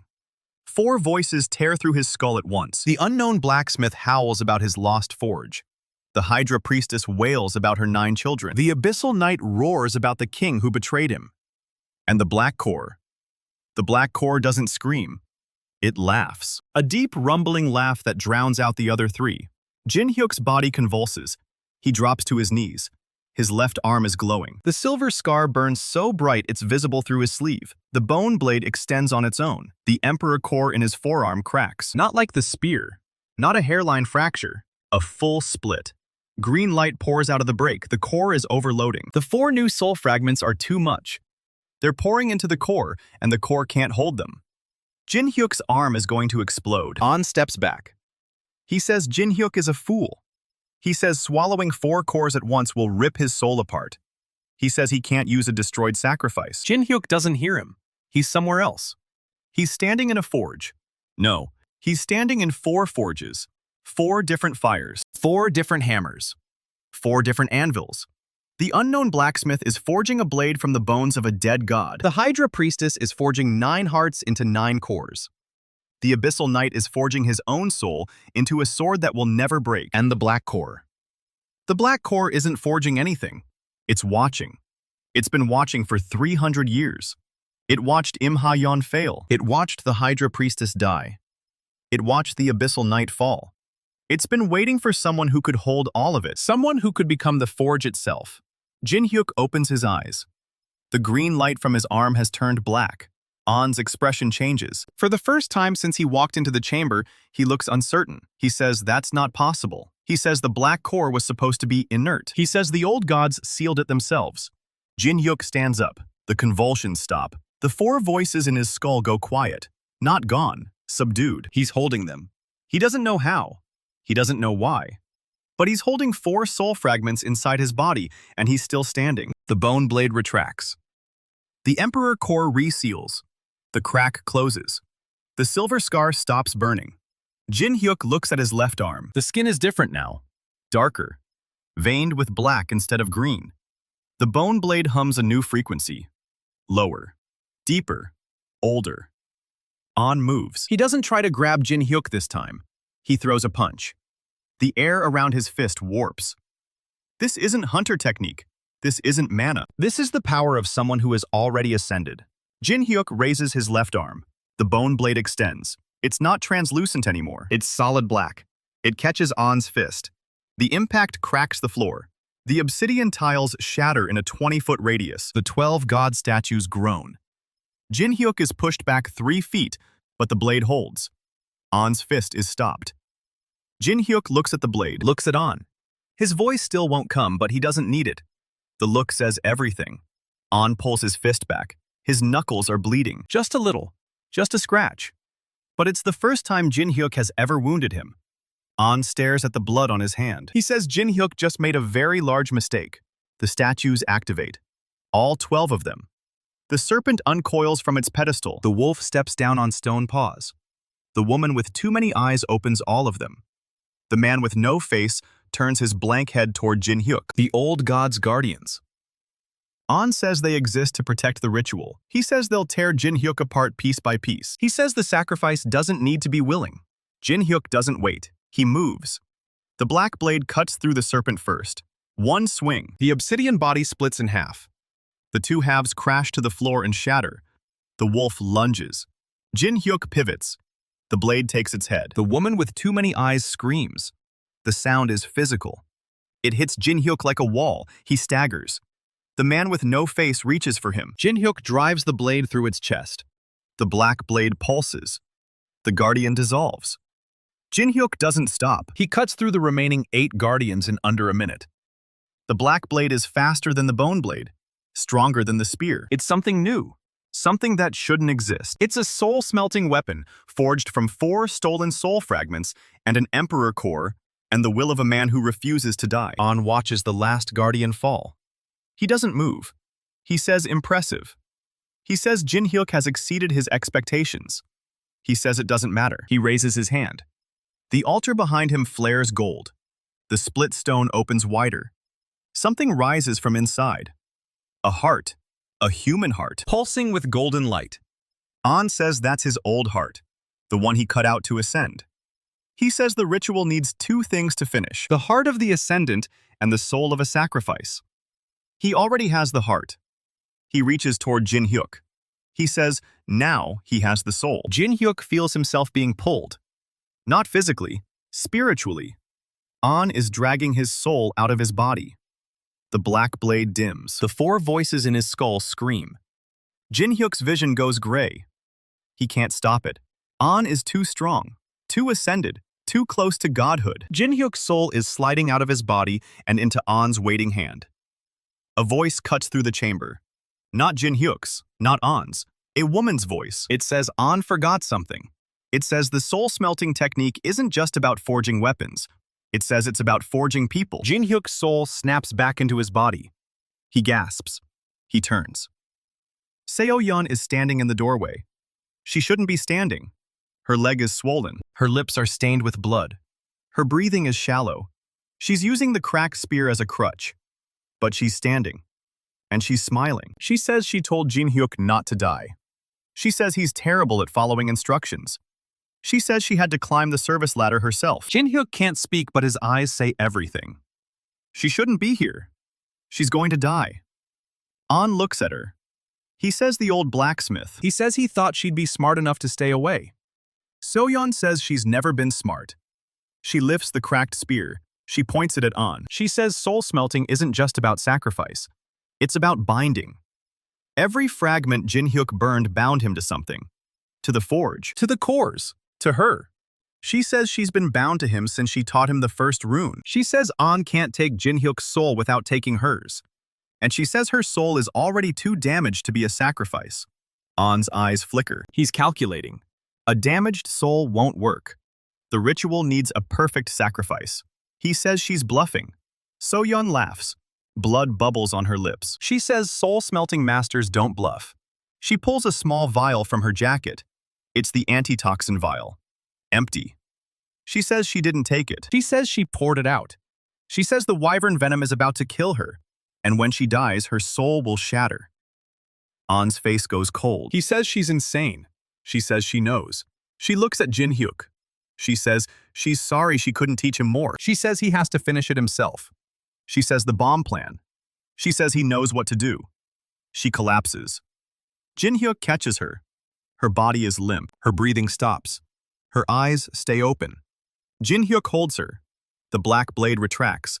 The voices in his skull are silent. An watches. He says the old woman cost him his sacrifice. He says he'll find another one. He says Jin-hyuk has bought himself time. Nothing more. He turns. He walks to the altar. He picks up his golden heart. He says he'll complete the ritual with or without Jin-hyuk. He says there are other soul-smelting users, other desperate fools. He'll find one. He says Jin-hyuk can live a little longer. He disappears. The golden light fades. The altar closes. The statues are destroyed. Jin-hyuk is alone in the chamber with So-young's body. He doesn't move for a long time. He lays her on the stone floor. He closes her eyes. The cracked spear is still clutched in her hand. He takes it. He looks at it. The fracture An made is still there. But something's different. So-young's hand was wrapped around it when she died. Her soul was bound to Jin-hyuk. And when her soul shattered, it didn't disappear. It went into the spear. The fracture doesn't glow green anymore. It glows blue. A soft, warm blue. The color of So-young's eyes. Jin-hyuk holds the spear. He can feel her. Not a voice. Not a whisper. Just a presence. A warmth in the alloy. She's gone, but she's not gone. She's in the weapon. She's in the forge. She's in him. He stands up. The poison in his thigh is still spreading. His voice is still gone. His right arm is still missing. The 4 soul fragments in his stomach are still churning. But he's alive. And An is going to complete the ritual. Jin-hyuk doesn't know where An went. He doesn't know how much time he has. But he knows one thing. Seo-yeon said something about a bomb plan. A soul bomb. Something that could wound An.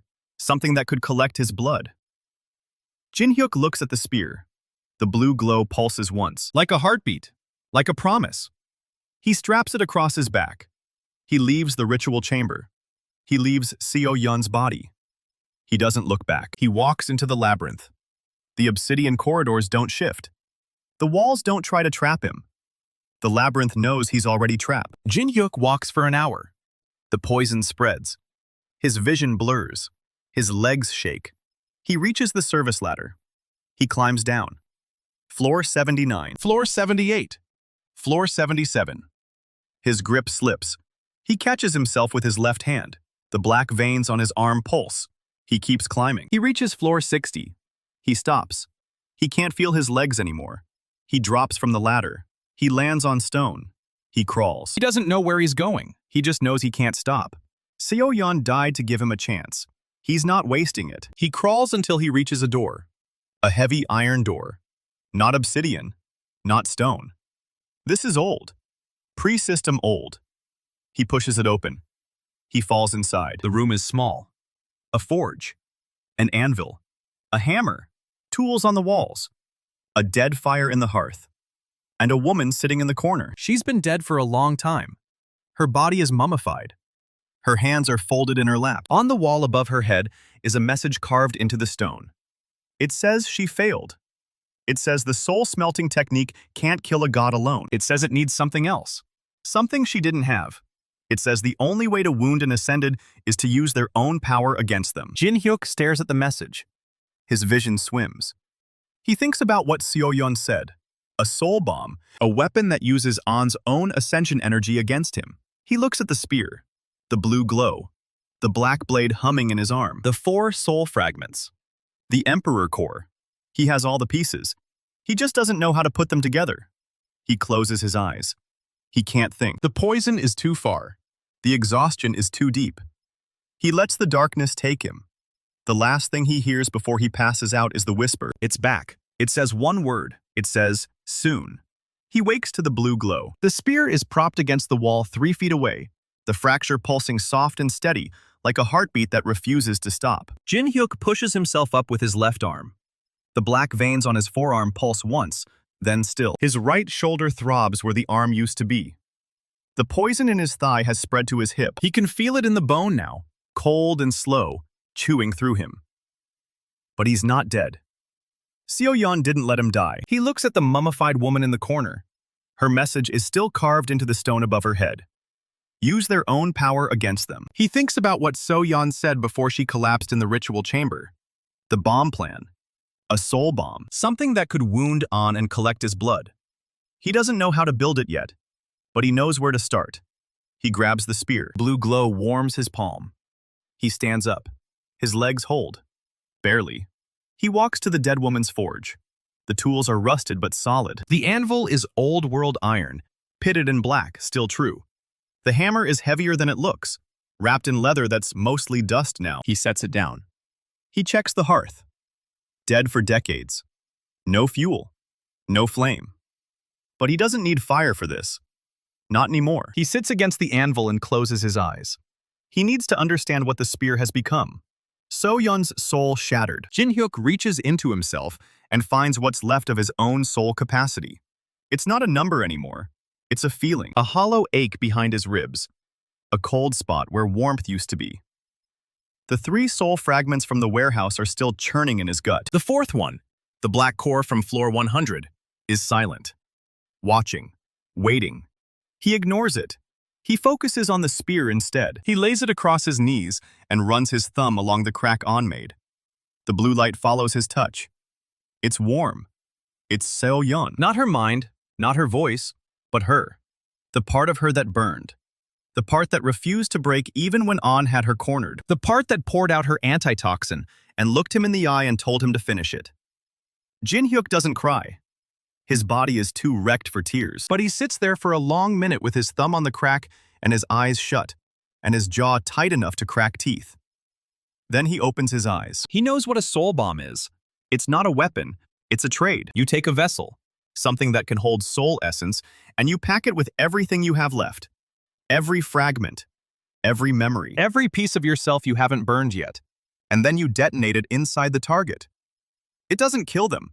Nothing kills an Ascended, but it wounds them. It tears a hole in the thing they've become. And if you're fast, if you're ready, you collect what spills out before the hole closes. An's blood. The blood of an Ascended. The only thing that can forge a god-killing blade.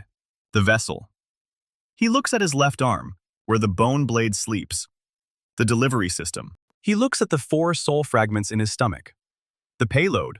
He has all the pieces, but he's missing one thing. A way to survive it. He stands up. He walks to the dead woman's body. Her hands are folded in her lap. Her eyes are closed. Her mouth is slightly open, like she died mid-sentence. On the floor next to her is a journal. Leather-bound, cracked with age, pages yellow but intact. He picks it up.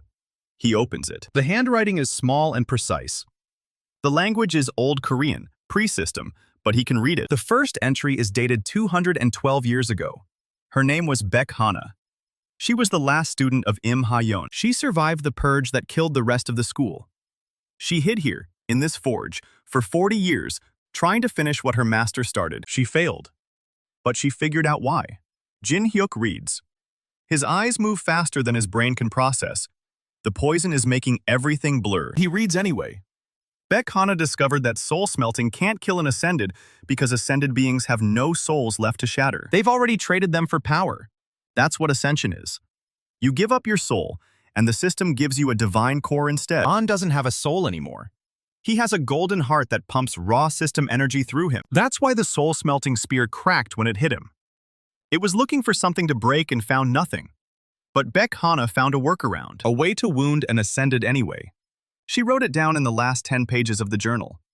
Jin-hyuk reads those pages 3 times. His hands shake. Not from the poison, from what she's describing.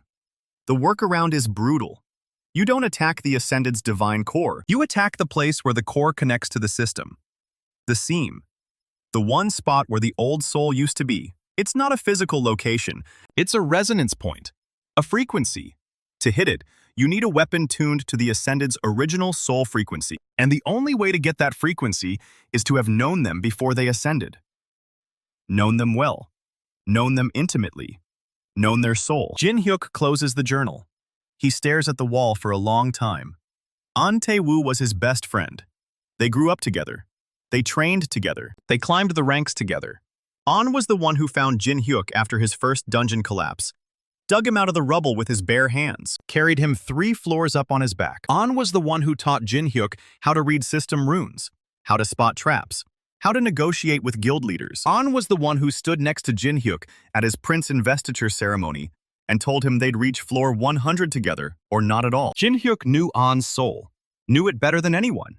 And An used that, used their friendship, used their history, used every shared memory and inside joke and late-night conversation to build the trap that stripped Jin-hyuk of his rank, his reputation, and eventually his body. Jin-hyuk's left hand curls into a fist. The bone blade pushes against his skin but doesn't break through. He forces it back down. He's not angry. Anger is a luxury he can't afford right now. He's focused. Baek Hana's workaround gives him a targeting solution. But he still needs a delivery mechanism, something that can get close enough to An to detonate the soul bomb at the resonance point. Something An won't see coming. An knows the spear. An cracked it with his bare hand. An will be watching for it. Jin-hyuk needs something new. He looks at his left arm. The bone blade. It's part of him. His skeleton. His soul essence. He's already used it to kill hunters and split mage fire and cut through obsidian, but it's never touched An. An knows about it, sure. He's been watching Jin-hyuk through the black core, through the whisper, through whatever other eyes he has. But knowing about something and being ready for it are different things. Jin-hyuk flexes his wrist. The bone blade extends, solid black now, humming low and deep and old. He rests the tip on the anvil. It leaves a scratch. He thinks about Baek Hana's journal. The seam, the resonance point. He can feel it. Not An's yet, but the shape of the idea. A point of weakness. A place where something used to be. He retracts the blade. He picks up the journal again. The last entry is dated the day Baek Hana died. It's not instructions, it's a warning. She writes that the resonance attack will work, but it will cost the user everything. The soul bomb doesn't just detonate the fragments inside the vessel. It detonates the user's connection to the vessel. The bond. The tether. And if the user has poured too much of themselves into the weapon, the detonation will take them too. Jin-hyuk thinks about what So-yeon said. Her soul was bound to his. She died, and her soul went into the spear. The spear is already carrying one bond. If he pours his own soul into it too, and then detonates it inside An, both bonds will shatter. So-yeon's last piece will be gone, and so will Jin-hyuk, unless he finds a way to anchor himself. He looks at the spear. The blue glow is steady, warm. So-yeon, he thinks about the bone blade, his own skeleton, his own soul essence. What if he doesn't pour himself into the spear? What if he pours himself into something else first? Something that can't be detonated, something that stays behind. He looks at his left forearm, the Emperor core, the silver scar, the black veins. The core is already bound to him. It cracked when he swallowed the 4 soul fragments, then resealed with black veins. It's not a weapon. It's a container. A vessel for raw power. What if he uses it as an anchor? Pours the core of his soul into it, the part that makes him him, the memories and the will and the name. Leaves the rest, the fragments and the rage and the technique, in the spear. Then when the bomb detonates, the anchor stays. The body stays. He comes back. He doesn't know if it will work. Baek Hana never tried it. Im Ha-yeon never tried it. No one in the history of the Soul-Smelting school has ever tried to anchor their soul to an Emperor core, embedded in their own arm and then detonate the rest of themselves inside an ascended enemy. But no one else ever had So-yeon bound to their spear either. No one else ever had 4 soul fragments from 4 different eras churning in their gut. No one else ever had a black core from floor 100 watching them, with something that feels almost like anticipation. Jin-hyuk is making new rules. Fine. He stands up. He straps the spear across his back. The blue glow pulses once. He walks to the door. He stops. He turns back. He looks at Baek Hana's body. He bows. Not a quick nod, a real bow, the kind you give a master. He holds it for 3 seconds. Then he straightens up and walks out. He has a plan. He doesn't know where An went, but he knows where An will be. Floor 80. The ritual chamber. An's ascension is already complete. but he needs the cores to finish it. The 4 soul fragment cores. The ones Jin-hyuk swallowed. An will come looking for them, and Jin-hyuk will be waiting. He climbs. Service ladder after service ladder. His legs are numb from the poison. His right shoulder screams every time he pulls with his left arm. His vision tunnels and swims. He doesn't stop. He passes floor 61, floor 65, floor 70. The blue glow from the spear lights the shaft ahead of him. He reaches floor 75. He stops. He can hear something above him. Footsteps. Not hunters. Something bigger. Something heavier. He looks up. The shaft opens into a wide chamber on floor 77, and standing in the middle of it is a monster. It's not system-born. It's not a boss. It's older. A pre-system construct, built from black stone and rusted iron, and something that looks like melted bone. It's shaped like a warrior, 20 feet tall, holding a blade the size of a car. It's waiting. Jin-hyuk climbs into the chamber. The construct doesn't move. He walks toward it. The construct's head turns. It looks at the spear, at the blue glow. The construct speaks. Its voice is grinding stone and shrieking metal. It says it knows that light. It says it was forged by the woman who wore that light. It says it has been waiting for her to return. Jin-hyuk stops. The construct is talking about So-yeon, but So-yeon never mentioned a pre-system construct on floor 77. She never mentioned anything about this. Jin-hyuk's hand tightens on the spear. The construct lowers its blade. It says the woman who wore the blue light made it promise something. It says she told it to guard this floor until she came back, or until someone carrying her light came in her place. It says it has been guarding for 200 years. Jin-hyuk stares at the construct. 200 years. So-yeon wasn't 200 years old. She was 60, maybe 70. She couldn't have made a promise 2 centuries ago. Unless... the blue light. The soul in the spear. It wasn't So-yeon's originally. It was someone else's. Some woman who died 2 centuries ago, whose soul was bound to a weapon, whose light was passed down through the soul-smelting school until it reached a bitter old blacksmith, who poured out her antitoxin and told Jin-hyuk to finish it. The construct is waiting. Jin-hyuk doesn't have time for this, but the construct is blocking the only way up, and Jin-hyuk is running out of strength. The blue glow pulses. Warm, steady. He looks at the construct. He says he's not the woman. He says she's dead. He says her light is all that's left. The construct is silent for a long moment. Then it steps aside. It says the promise is fulfilled. It says the light has returned. It says it can rest now. The construct walks to the edge of the chamber. It drives its blade into the floor. It kneels. It goes still. Jin-hyuk watches it for a moment. Then he keeps climbing. Floor 78. Floor 79. He reaches floor 80. The corridor is different now. The obsidian walls are cracked. The guardian statues are shattered. The altar room is dark. The golden light gone. The runes cold. An isn't here. But someone else is. Jung Min-ho is standing in the center of the chamber, his sword drawn, his face pale, his aura flickering like a candle in a storm. He sees Jin-hyuk and his eyes go wide. He says Jin-hyuk looks like death.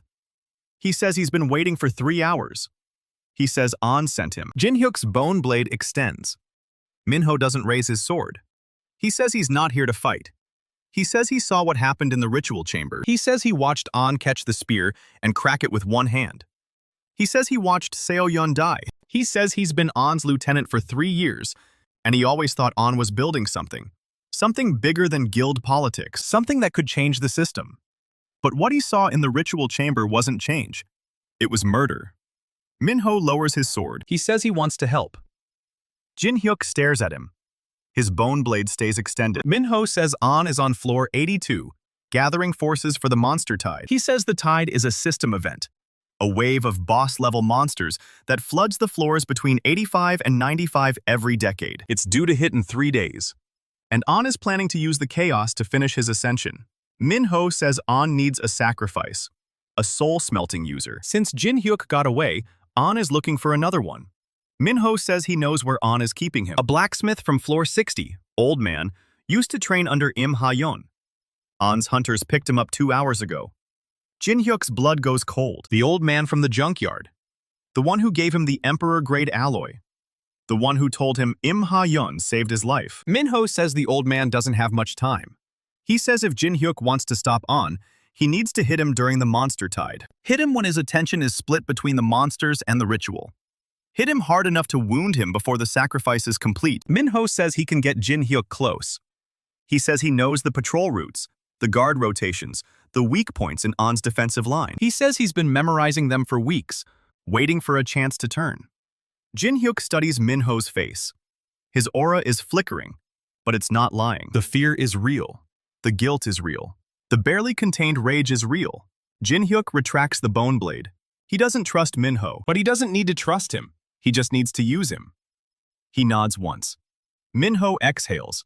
He says they have 3 days. He says Jin-hyuk looks like he's about to collapse. He says there's a safe house on floor 81, old guild outpost, abandoned after the last monster tide. He says they can rest there, plan there, wait for the tide to start. Jin-hyuk shakes his head. He can't rest. The poison is spreading. His voice is gone. His right arm is gone. His soul capacity is a thin, brittle thread. He has 3 days to build a soul bomb that will probably kill him, wound a god, and collect the blood of his oldest friend. He doesn't need rest. He needs a forge. Minho says the safe house has a forge. Old but functional. Jin-hyuk looks at him, then he follows. They climb. The monster tide is coming. On is waiting, and Jin-hyuk has a bomb to build. Jin-hyuk doesn't make it to the safe house. They're halfway up the service ladder to floor 81 when the first tremor hits. Not a monster tremor, a system tremor. The obsidian walls crack in a grid pattern, like veins spreading across stone, and every rune in every corridor flares gold at once. Minho freezes on the ladder above him and says that's not the tide. That's a guildbreaker protocol. Jin-hyuk's got no voice to ask what the hell a guildbreaker protocol is. But Minho's face tells him everything. It's On. On's burning his own guild's defensive infrastructure to flush them out. The entire tower from floor 70 to 82 lights up with forced spatial compression. Corridors folding in on themselves, ladders buckling, transit stations imploding into singularities. On is collapsing the floors. He's not hunting Jin-hyuk anymore. He's erasing the battlefield. Minho screams that they need to move, now. And Jin-hyuk doesn't argue. They climb faster than should be possible with one arm and spreading poison. The ladder behind them detaches from the wall and drops into darkness. Rung after rung vanishes 5 feet behind Jin-hyuk's heels. He doesn't look down. Minho reaches the hatch to floor 81 first, wrenches it open, and hauls Jin-hyuk through by the collar of his ruined coat. The hatch seals itself the second Jin-hyuk's boots clear it. And 4 seconds later, the shaft below them ceases to exist. No explosion, no collapse, just gone. Perfect black where the ladder used to be. Jin-hyuk lies on his back on cold stone, chest heaving, the spear's blue glow the only light in the corridor. Minho is shaking, his aristocratic composure completely shattered. He says On just killed everyone between floor 70 and 80. Hunters, support staff, guild contractors. Doesn't matter. Everyone in the compression zone is dead. Jin-hyuk stares at the ceiling. His hand finds the spear shaft and grips it until his knuckles go white. The blue light pulses against his palm, warm and steady, and still utterly incomprehensible. He can't feel Seo-yeon in it. He can't feel anything in it. It's just light. Minho helps him up, and they walk. The safe house is exactly what Minho promised. An old guild outpost from before the last monster tide. 6 rooms carved into the bones of floor 81. Abandoned long enough that the dust is ankle deep, and the forge hasn't been lit in a decade. But it's got walls. It's got a door that seals. And it's got a forge. Jin-hyuk walks straight to the anvil and runs his remaining hand over its surface. Cold, pitted, but solid. Emperor-grade iron from the old foundries. It'll hold. He props the cracked spear against the wall, the blue glow casting long shadows across the room. And he turns to Minho. He can't speak, so he writes in the dust on the anvil with one finger. 3 words. Where is he? Minho reads them and swallows. He says On moved to floor 82 2 hours ago, gathering the remains of his command structure, preparing for the monster tide. The Guildbreaker protocol wasn't just about killing Jin-hyuk, it was about clearing the board. Everyone who knew about the ascension, everyone who saw what happened in the ritual chamber, everyone who might talk. On just erased 3 years of his own guild's history in one stroke. Minho only survived because he was already on floor 80 waiting for Jin-hyuk. Jin-hyuk wipes the dust clean and writes again. The old man. Minho's face goes tight. He says the blacksmith from the junkyard is being held on floor 82. in On's personal quarters, under a suppression array that blocks soul-smelting resonance. He says On hasn't started the sacrifice yet because the monster tide is the only window where the ritual will work. The tide opens a natural rift between floors 85 and 95. Raw system energy floods the rift while it's open. Enough energy to mask a second ascension. If On sacrifices the old man during the tide, the surge won't just finish his incomplete ascension. It'll push him past whatever ceiling the old gods built into the system. He won't be prince rank anymore. He'll be the first monarch. Jin-hyuk's bone blade extends before he tells it to, the solid black edge humming low and deep, and he has to physically force it back into his forearm. The scar splits and seals, black veins pulsing under silver. Minho says they have 3 days until the tide hits. 3 days to build the bomb, infiltrate floor 82, and stop the ritual. And Jin-hyuk is running on poison, missing an arm with his voice gone, and his soul capacity so thin he can feel the edges of himself starting to fray. He writes in the dust again, "Light the forge." Minho doesn't ask questions. He finds the bellows, old leather cracked but still functional, and he starts pumping. The coals catch after 15 minutes of work. Orange glow spreading across the room. Heat building until the dust on the floor starts to dance. Jin-hyuk opens the pouch at his belt. He lays out what he has. The 4 soul fragment cores, already absorbed into his body, churning in his gut like swallowed stones. The Emperor core in his left forearm, cracked and resealed with black veins, still pulsing with green light. The broken spear, glowing blue with Seo-yeon's soul, and the original light of a woman who died 2 centuries ago. The bone blade, part of his own skeleton, solid black now, humming at a frequency that makes Minho's teeth ache. And his own body, poisoned, broken, running on fumes. It's not enough. It's never enough. But it's what he has. Jin-hyuk raises the bone blade and places the tip against his own chest, right over his sternum. Minho shouts at him to stop. Jin-hyuk doesn't stop. He cuts. The incision is clean and shallow, a 4-inch line from his collarbone down to his solar plexus. Blood wells up black, mixed with the poison spreading through his system. And Jin-hyuk opens his own chest like a forge door. Minho turns away and throws up against the wall. Jin-hyuk doesn't watch him. He focuses on the work. He reaches into the incision with his remaining hand and finds his own rib. The 4th rib, left side, right over the heart. He grips it, and he pulls. The bone comes free with a sound like a green branch snapping, and Jin-hyuk doesn't scream because he has no voice left to scream with. He sets the rib on the anvil. It's still wet with his blood, still warm, still humming with the residual soul essence of everything he's forged into himself over the past 3 days. It's perfect. Jin-hyuk picks up the cracked spear and places the rib next to it. Then he takes the bone blade and raises it high. He brings it down on the spear shaft. The Emperor-grade haft splinters, and the spearhead comes free, the talon-shaped alloy still pulsing with blue light. And Jin-hyuk catches it before it hits the floor. Minho is pressed against the far wall, his sword drawn, his aura flickering with pure panic. He says Jin-hyuk is insane. He says this isn't forging, this is self-destruction. Jin-hyuk ignores him. He's not forging a weapon, he's forging a delivery system. The soul bomb needs a vessel, something that can survive being driven into an ascended being's resonance point long enough to detonate. The rib is the core. The spearhead is the casing. His own bone and Seo-yeon's light fused into a single payload. He places the rib on the anvil and the spearhead on top of it, the tip of the alloy pressed against the marrow. Then he wraps his left hand around both and squeezes. The Emperor core in his forearm erupts. Green light floods the room. So bright, Minho shields his eyes, and Jin-hyuk pours everything he has left into the fusion. His soul capacity, already thin, drops to something he can't measure. The hollow ache in his chest spreads to his limbs, his vision, his thoughts. He forgets the color of his mother's hair. He forgets the sound of his own laugh. He forgets the name of the city where he was born. The rib dissolves into the spearhead, molecule by molecule, bone fusing with alloy, blood quenching the ancient metal, soul essence acting as the binding agent. 10 minutes pass. Minho stops watching. The blue glow and the green glow merge into something new, something pale and cold and utterly alien. When Jin-hyuk opens his hand, the bomb is complete. It's small, fits in his palm, a sliver of bone-white metal, no longer than his thumb, shaped like a needle with a single thread of blue light running through its core. It doesn't glow. It doesn't hum. It's perfectly still. Jin-hyuk stares at it and understands what he's made. This isn't a soul bomb. This is a resonance lance, tuned to the specific frequency of An's original soul, the soul An had before he ascended, the soul Jin-hyuk knew for 20 years. Baek Hana's journal said the weapon needed to be tuned to the Ascended's original frequency. Jin-hyuk spent his entire childhood with An Tae-woo. He doesn't need a rune to find that frequency. It's still burned into the deepest layer of his memory, the only layer Soul-Smelting hasn't touched. Minho finally looks at the needle and asks if that's the bomb. Jin-hyuk shakes his head. He writes in the dust on the anvil, "Delivery system." 3 more words. Still need payload. Minho asks what the payload is.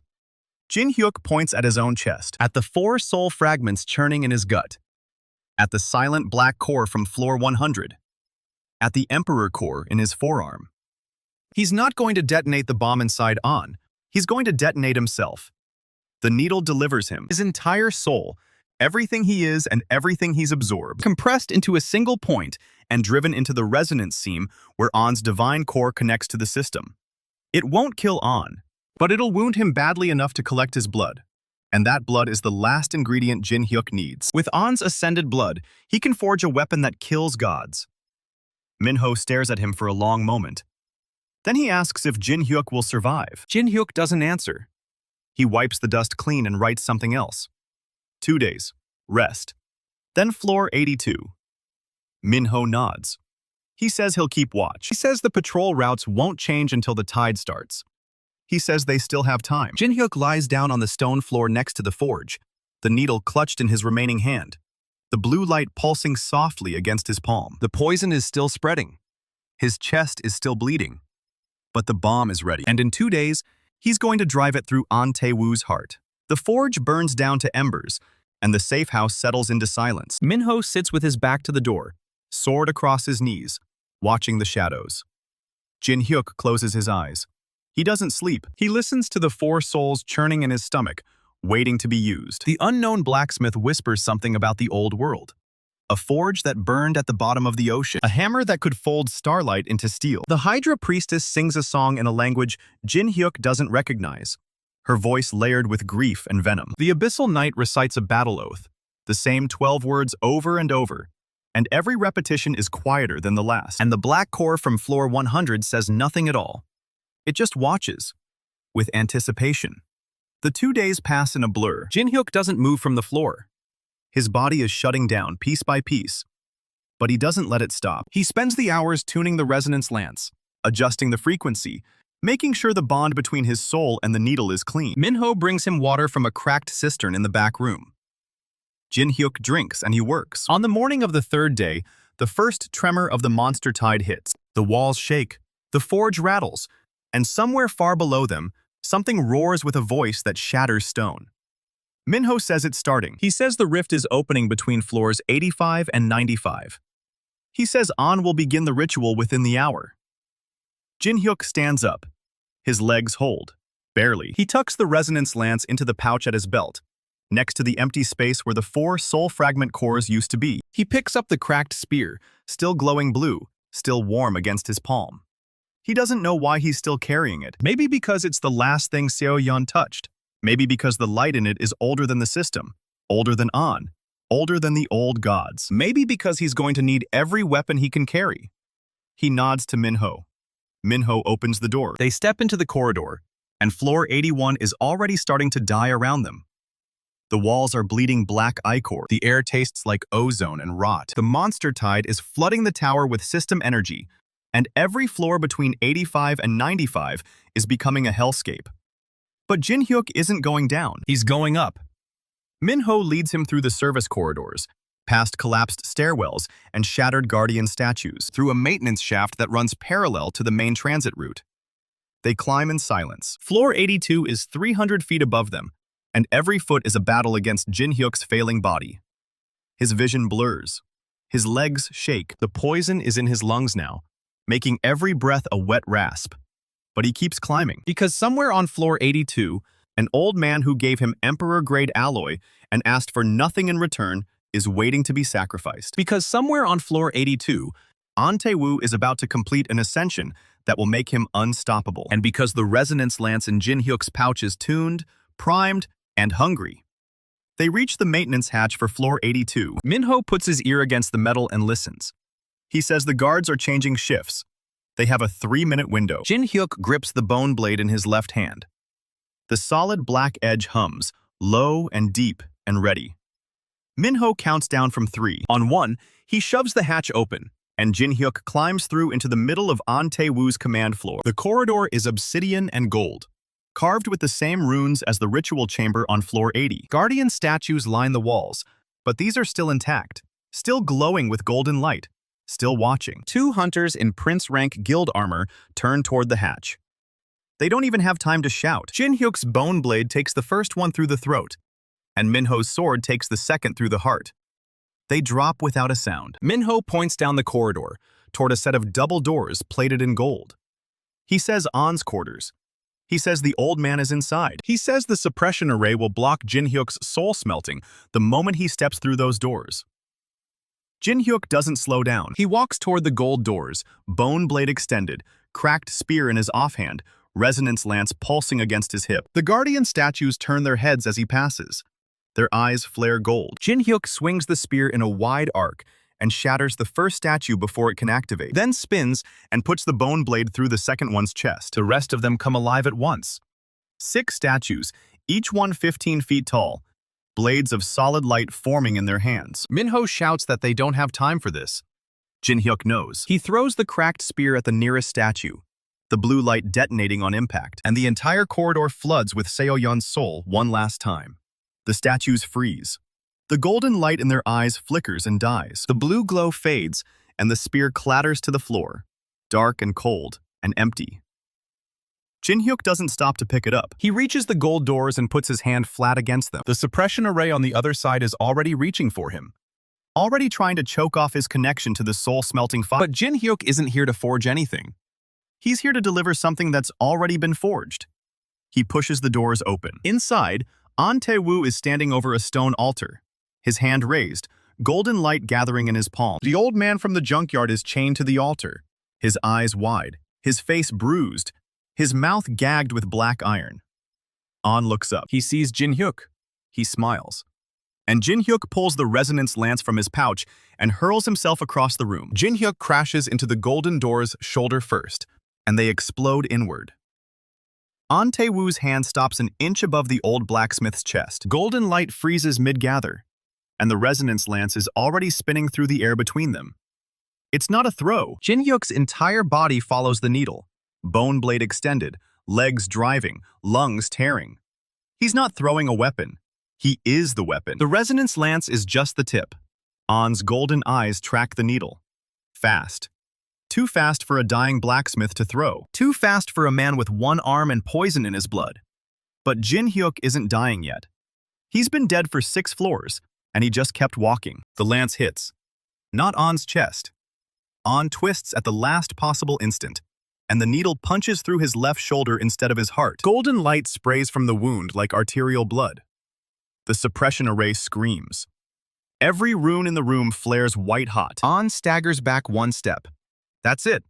1 step. The first time Jin-hyuk has ever made him retreat. The old blacksmith's eyes go wide above the iron gag.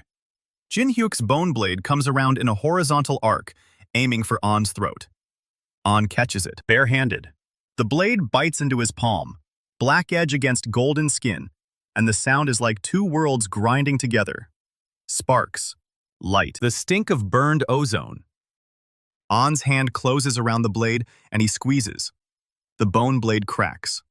Not breaks, cracks. A hairline fracture runs from the edge to the hilt, black light leaking through. Jin-hyuk feels it in his own skeleton.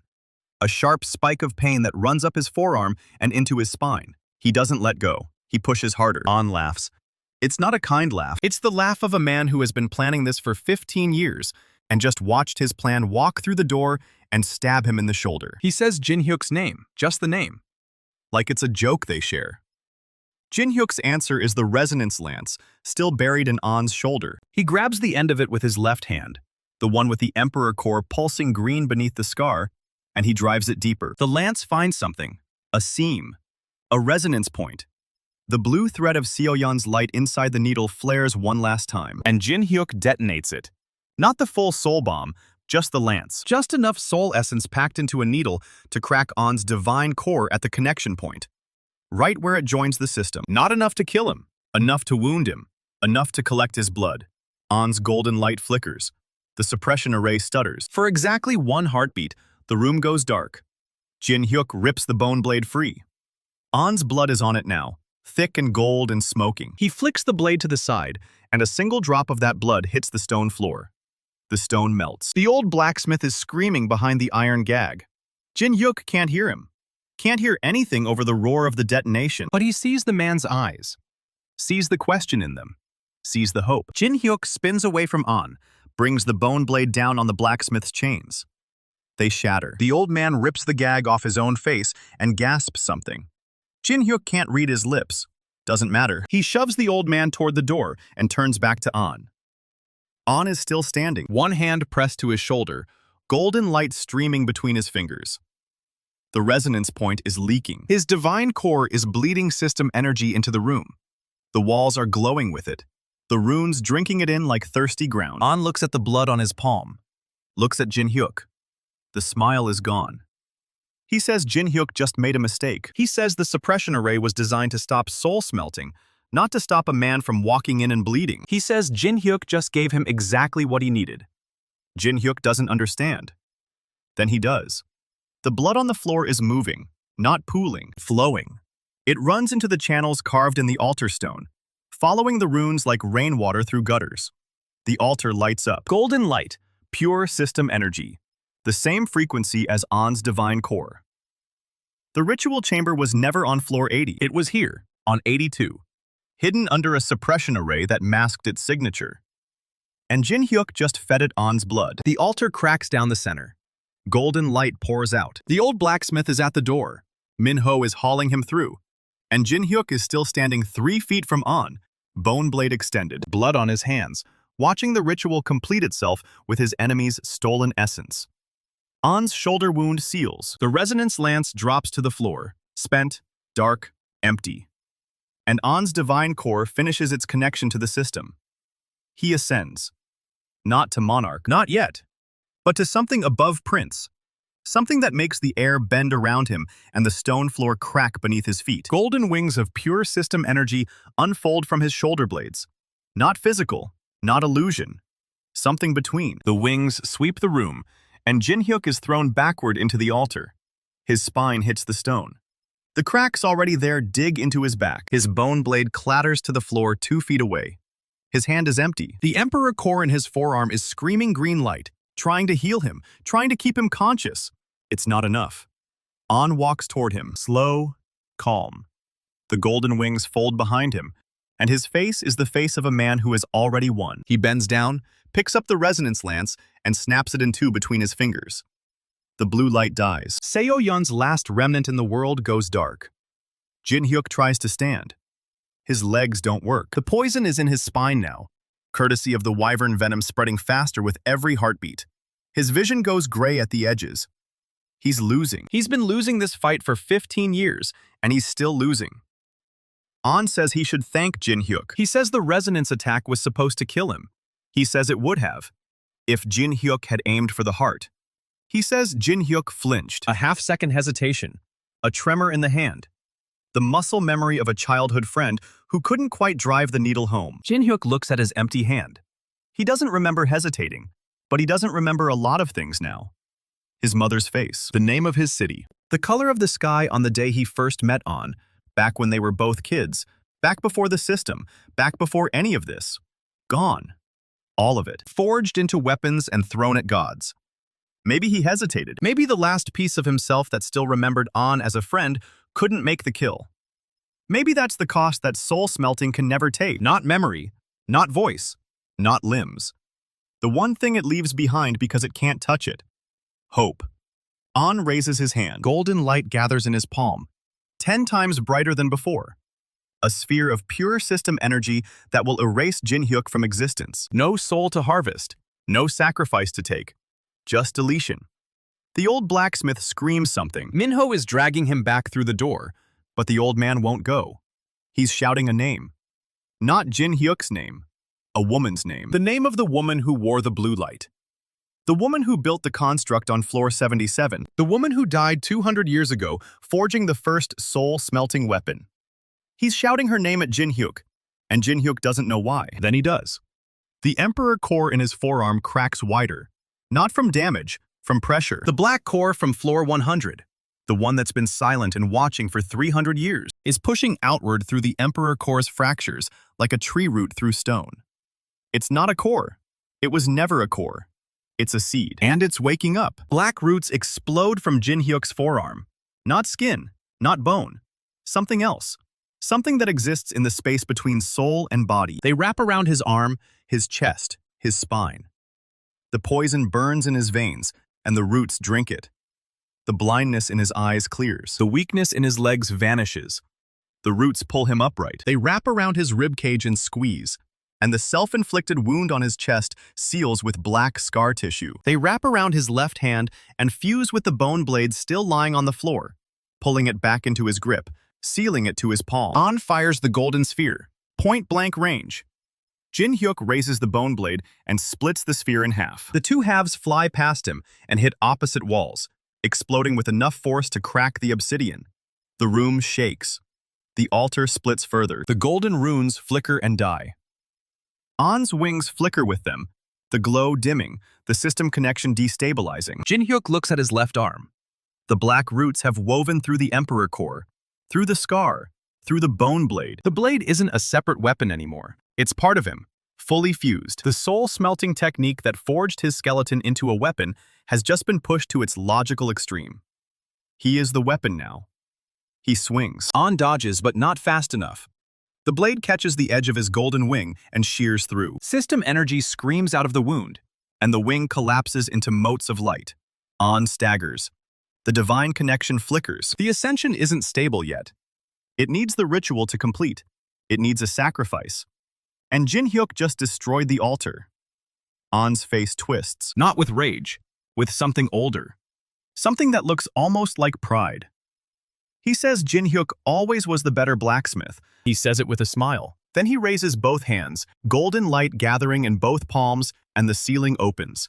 Not metaphorically. The obsidian roof of the ritual chamber splits open, and above it is not stone. It's sky. A deep red sky, lit by a rift between floors 85 and 95, pouring system energy into the tower like water through a broken dam. The monster tide is in full flood.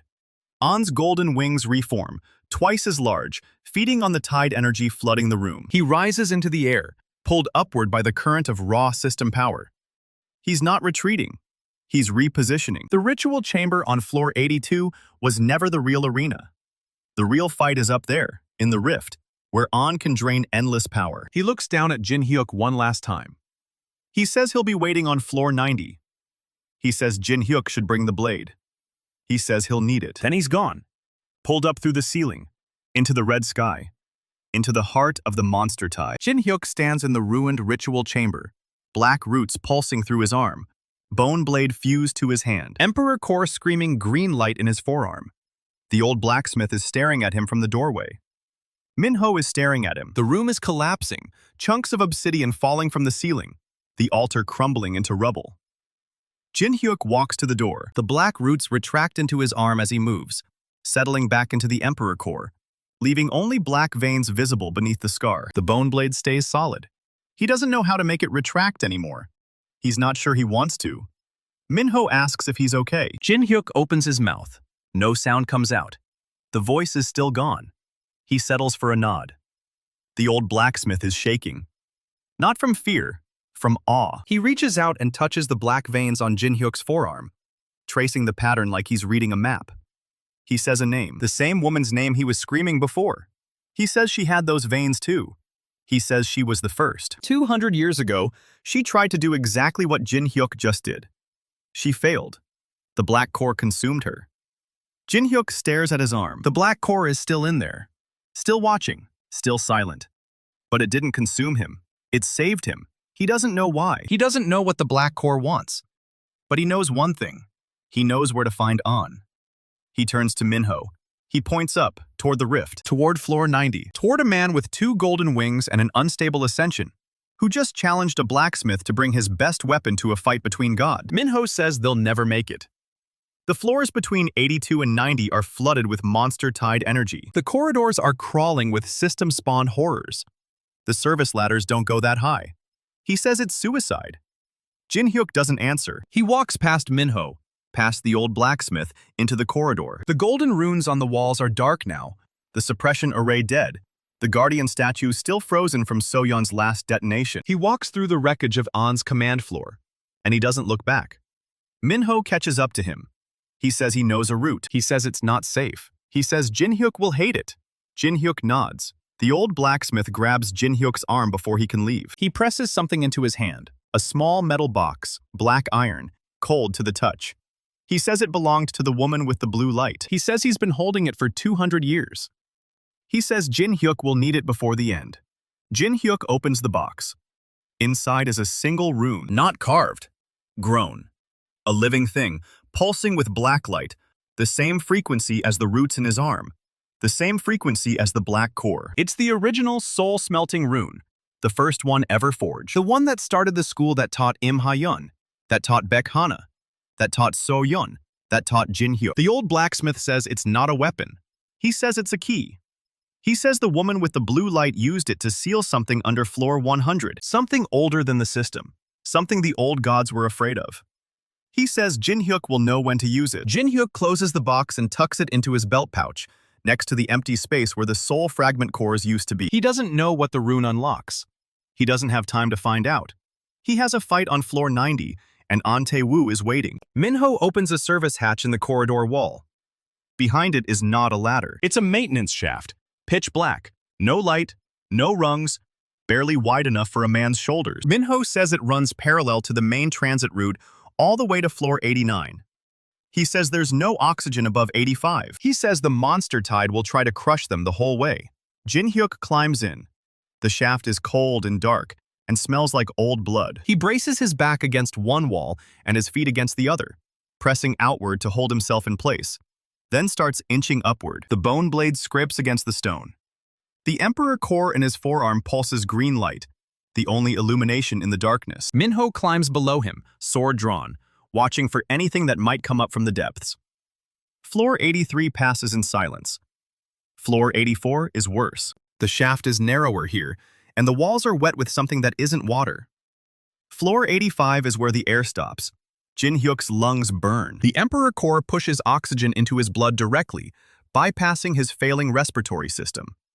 It's not sustainable. The core is already cracked, already leaking green light, already holding together by sheer will and the black roots woven through its fractures. Floor 86. The walls begin to shake. The monster tide is pounding against the shaft from outside, system energy flooding the tower structure, trying to crush anything that moves. Jin-hyuk's black roots extend from his forearm and brace against the walls, holding the shaft open long enough for him to climb past the compression zone. Floor 87. Minho stops moving. Jin-hyuk looks down. Minho's face is gray, his breathing ragged, his sword arm trembling. He's not going to make it. He says he'll hold the shaft open. He says Jin-hyuk should keep climbing. He says he'll catch up. They both know he won't. Jin-hyuk reaches down and grabs Minho's collar. He hauls him upward, one-armed, the black roots pulling double duty as climbing grips and structural supports. Minho is heavy. Jin-hyuk's body is failing. The poison is still in his blood. The chest wound is still fresh. The missing arm is still missing. And his soul capacity is barely a cold spot in his gut now. He keeps climbing. Floor 88. The shaft opens into a wider maintenance junction. Jin-hyuk drags Minho onto the platform and collapses against the wall, gasping air that barely exists. Minho is unconscious. Jin-hyuk's vision is going dark again. The black roots are retracting, their energy spent, the black core in his forearm finally silent. He looks at the bone blade fused to his left hand. The hairline crack from An's grip is still there, running from edge to hilt. It's not healing. The blade is part of him now, and the part of him that's broken is staying broken. He closes his eyes. Just for a moment. Just to rest. He doesn't sleep. He doesn't have time to sleep. He counts to 60. Then he stands up. Minho is still unconscious. Jin-hyuk leaves him there, propped against the wall, sword in his hand, a water flask from his belt placed within reach. Minho will wake up, or he won't. Jin-hyuk can't carry him any further. He has to keep moving. Floor 89 is 100 feet above him. Floor 90 is 200. And somewhere up there, in the heart of the monster tide, An Tae-woo is waiting with 2 golden wings and an unstable ascension, and a smile that says, "This was always the plan." Jin-hyuk grips the bone blade and starts climbing. Jin-hyuk is already moving before An's golden wings finish unfolding. The resonance lance is snapped in two, its blue light dead, the pieces clattering across the cracked altar stone. But Jin-hyuk isn't reaching for the lance. He's reaching for the bone blade fused to his left hand. The hairline crack from An's grip is still there, running from edge to hilt, glowing faintly green where the Emperor Core's light leaks through. An watches him with a smile that says he's already won. He asks if Jin-hyuk really thinks that broken thing can hurt him now. Jin-hyuk doesn't answer. He can't answer. His voice has been gone since the forge on floor 47, and he's not getting it back. But he doesn't need words for what comes next. He drives the bone blade into his own chest, not into his heart, into the space where the 4 soul fragment cores are still churning in his gut, where the black core from floor 100 sits silent and waiting, where the Emperor Core pulses green in his forearm, and the roots woven through its cracks are the only thing holding him together. The blade sinks in. An's smile flickers. He says that's a new kind of stupid, even for Jin-hyuk. But Jin-hyuk isn't trying to kill himself. He's feeding the blade. The 4 soul fragments in his gut unravel, their essence pouring into the cracked bone, filling the hairline fracture with light that shifts from green to white to something that isn't a color at all. The black core stirs. For the first time since Jin-hyuk pulled it from the buried chamber beneath floor 31, it does something other than watch. It pushes. Black roots explode from his forearm, not the thin tendrils that healed his poison and fused his blade, but thick cables of living darkness that wrap around the bone blade and pull it deeper into his chest. The blade drinks. Jin-hyuk feels his soul capacity drop. He's been running on fumes since the forge, since the spear, since the resonance lance, since everything Seo-yeon gave him and everything he gave back. There isn't much left to lose. But what's left is enough. The bone blade shatters. Not from An's hand this time, from the inside. The explosion tears through Jin-hyuk's chest and out his back, a blast of black and green light that rips through the altar chamber and blows out the far wall. An's wings fold in front of him on instinct, golden light meeting the shockwave, and for one heartbeat, he's hidden behind them. That's the heartbeat Jin-hyuk needs. The bone blade is gone. In its place, floating in the space where Jin-hyuk's ribcage used to be, is a shard of pure black. It's not bone anymore. It's not metal. It's the black core, awakened, and it's been shaped into something with an edge. Jin-hyuk grabs it with his left hand. The shard is cold. It's the cold of the shaft between floors, the cold of the maintenance junction where Minho stopped breathing, the cold of the buried chamber where a god-level core waited 300 years for someone to find it. It's the cold of the forge after the fire dies. Jin-hyuk lunges. An's wings snap open, but he's a fraction too slow, his divine core already leaking system energy from the resonance lance's wound, his ascension unstable without the completed ritual, without the sacrifice, without the old blacksmith whose chains Jin-hyuk broke 2 minutes ago. The black shard finds the wound in An's shoulder, the same shoulder where the resonance lance hit, the seam where An's divine core connects to the system. Jin-hyuk drives the shard home. An screams. It's not a human scream. It's the sound of system energy tearing, of a divine core cracking along its resonance point, of an ascension that was never meant to finish collapsing in on itself. An's golden wings shatter. The light doesn't fade. It detonates. The altar chamber fills with white fire, system energy pouring out of An's broken core in a flood that rips through stone and steel and the wounded, air between floors. Jin-hyuk is at ground zero. He doesn't try to shield himself. There's nothing left to shield with. His right arm is gone. His left hand is fused to the black shard that's buried in An's chest. His ribcage is a crater, and the black core that was keeping him alive is now a weapon lodged in his enemy's heart. He's already dead. He knows it. An knows it too. The Ascended Prince, the man who framed him and destroyed him and tried to climb to monarch on his broken body, looks Jin-hyuk in the eyes and asks a single question. Why?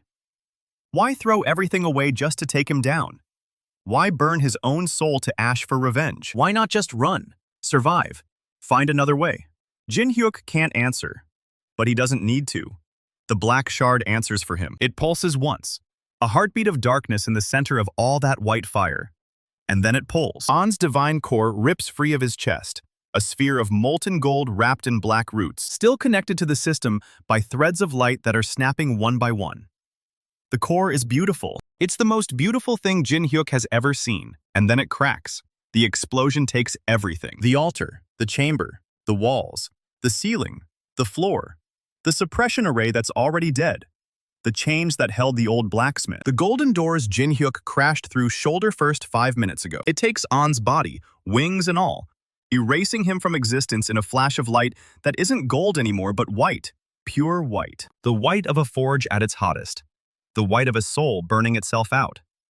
It takes Jin-hyuk. He doesn't feel it. One moment he's standing in the center of the blast, hand buried in An's chest, black shards still humming with the frequency of a dying god. The next moment he's not standing anywhere. He's falling. Or floating. Or something that isn't either. The world is dark and cold and silent, and Jin-hyuk is scattered across it in pieces too small to see. But one piece holds together. One fragment of soul, wrapped in the last thread of the Emperor Core's green light, still anchored to the anchor that was never tested. The plan that was only ever a theory. The desperate gamble Seo-yeon proposed in a safe house on floor 81, with dust ankle deep and a forge that smelled like old iron. The anchor holds.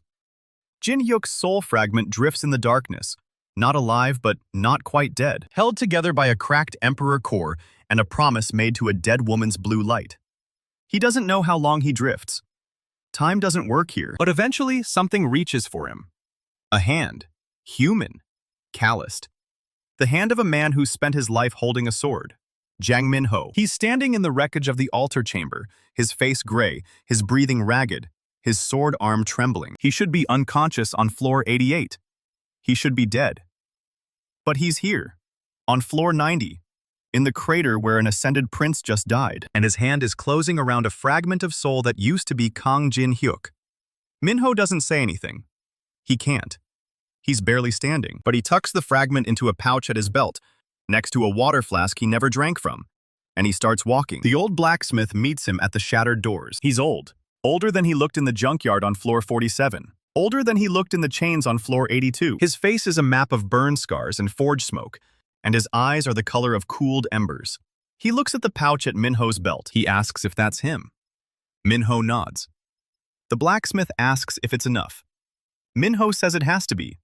They don't go down. Down is death. Down is the compression zone where An's Guildbreaker protocol collapsed floors 70 through 80. Down is a mass grave of everyone who was in the wrong place when a prince decided to erase his witnesses. They go up. The blacksmith knows a route. He's been in this tower longer than the system, longer than the guilds, longer than the old gods who sealed the black core under floor 100 because they were afraid of what it could become. He takes them through service shafts and maintenance tunnels, and one stairwell that isn't on any map, a spiral of black stone that climbs through the tower's bones without ever touching a floor. Min-ho carries the pouch. He doesn't let go of it, not when the walls shake with the aftershocks of An's death. Not when the monster tide's energy floods the shaft and tries to crush them. Not when the blacksmith stops on a landing that opens onto nothing, a platform of black stone suspended in darkness, and says, "This is the place." Min-ho asks, "What place?" The blacksmith says the place where souls are remade. He says he's only done it once before. He says the woman with the blue light asked him to do it for her, 200 years ago, after she failed to fuse with the black core. He says he failed her too. He says he won't fail this one. He takes the pouch from Min-ho's hands and opens it. The soul fragment inside is barely glowing, a spark of green light wrapped in the last thread of the Emperor Core's power. The blacksmith places it on the stone platform. He kneels.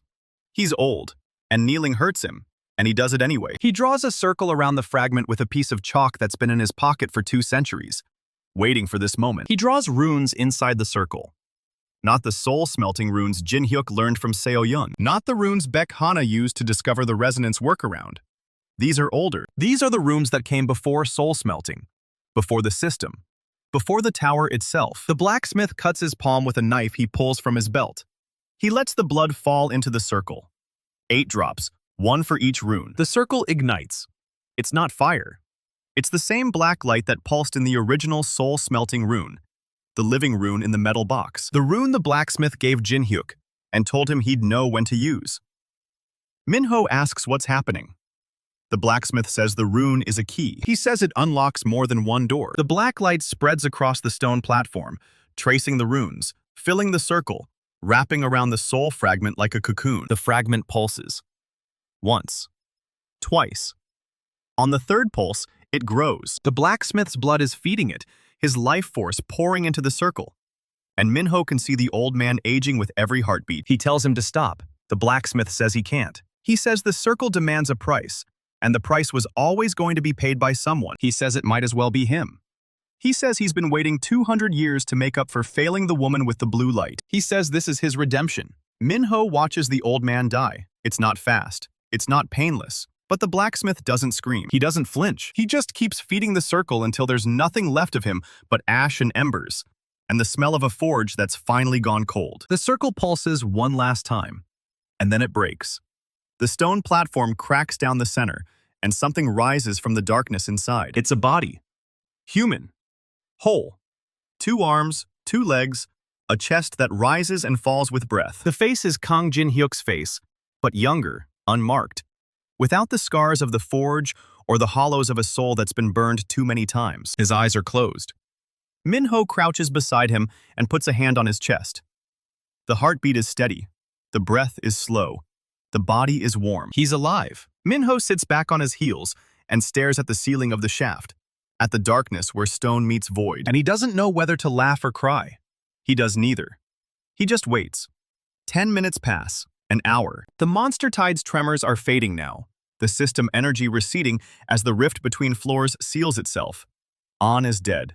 The ritual is broken. The ascension to Monarch will never happen. And somewhere on floor 90, in a crater of black stone and shattered gold, the remains of a prince who tried to become a god are cooling in the dark. Jin-hyuk opens his eyes. They're the same eyes. Dark, steady, with something behind them that wasn't there before. He sits up. He looks at his hands. 2 hands.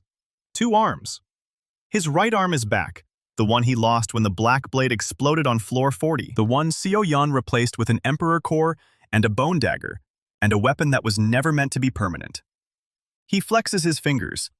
They work. He looks at Minho. He opens his mouth. No sound comes out.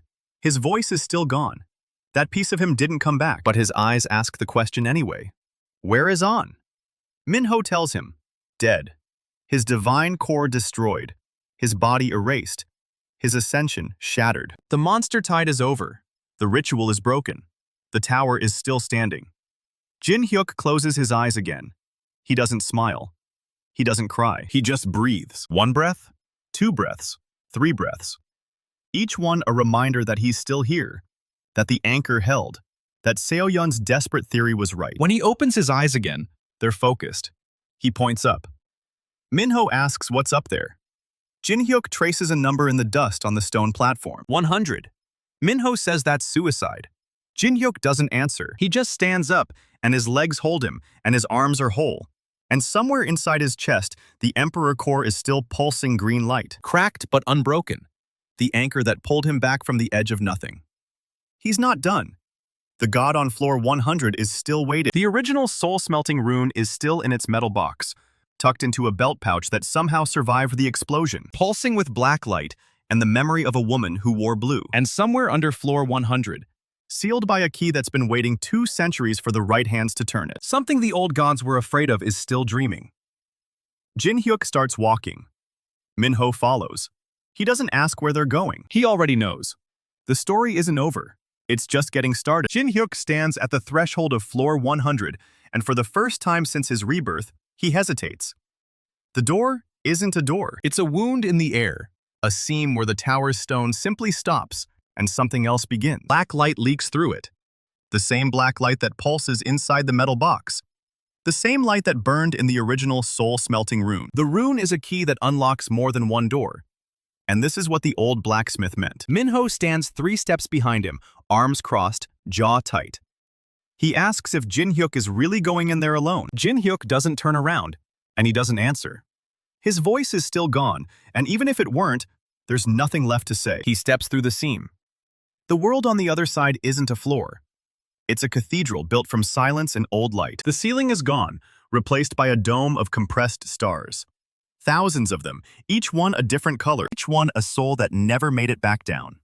The floor is black glass, smooth as water, and under it something vast is breathing. At the center of the cathedral, on a throne carved from a single piece of obsidian, sits Lee Si-woo, the god of floor 100.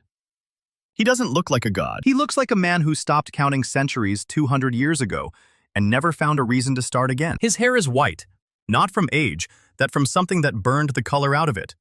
And his eyes are the same pale silver as the stars overhead. He's wearing simple robes, black with silver threading, and his hands are folded in his lap like he's been waiting for this conversation since before Jin-hyuk was born. The god smiles, and it's not a cruel smile, and it's not a kind one. And it's the kind of smile that means he already knows how this ends. He speaks. His voice doesn't come from his mouth. It comes from the stars, from the glass, from the breathing thing under the floor, from everywhere at once. He says Kang Jin-hyuk, the blacksmith who burned himself into a weapon, and he says it like he's reading a name from a list he's been keeping for a very long time. He says he's been watching. Jin-hyuk doesn't bow, and he doesn't kneel, and he doesn't reach for a weapon he doesn't have. The bone blade is gone, and the resonance lance is gone, and the black shard is gone. All of them consumed in the explosion that erased An Tae-woo from existence. All he has left is the emperor core in his chest, cracked and pulsing green, and the metal box in his pouch, still humming with black light. That's enough. The god gestures and the glass under Jin-hyuk's feet shifts. A chair rises from the floor, black and seamless and cold, and the god tells him to sit. Jin-hyuk sits. The god says he's been waiting 200 years for someone to climb this far with that rune in their possession. He says the woman with the blue light almost made it, but she was too afraid of what she'd become. And fear is the one thing the old gods can smell. Jin-hyuk's hand moves to the pouch without thinking about it.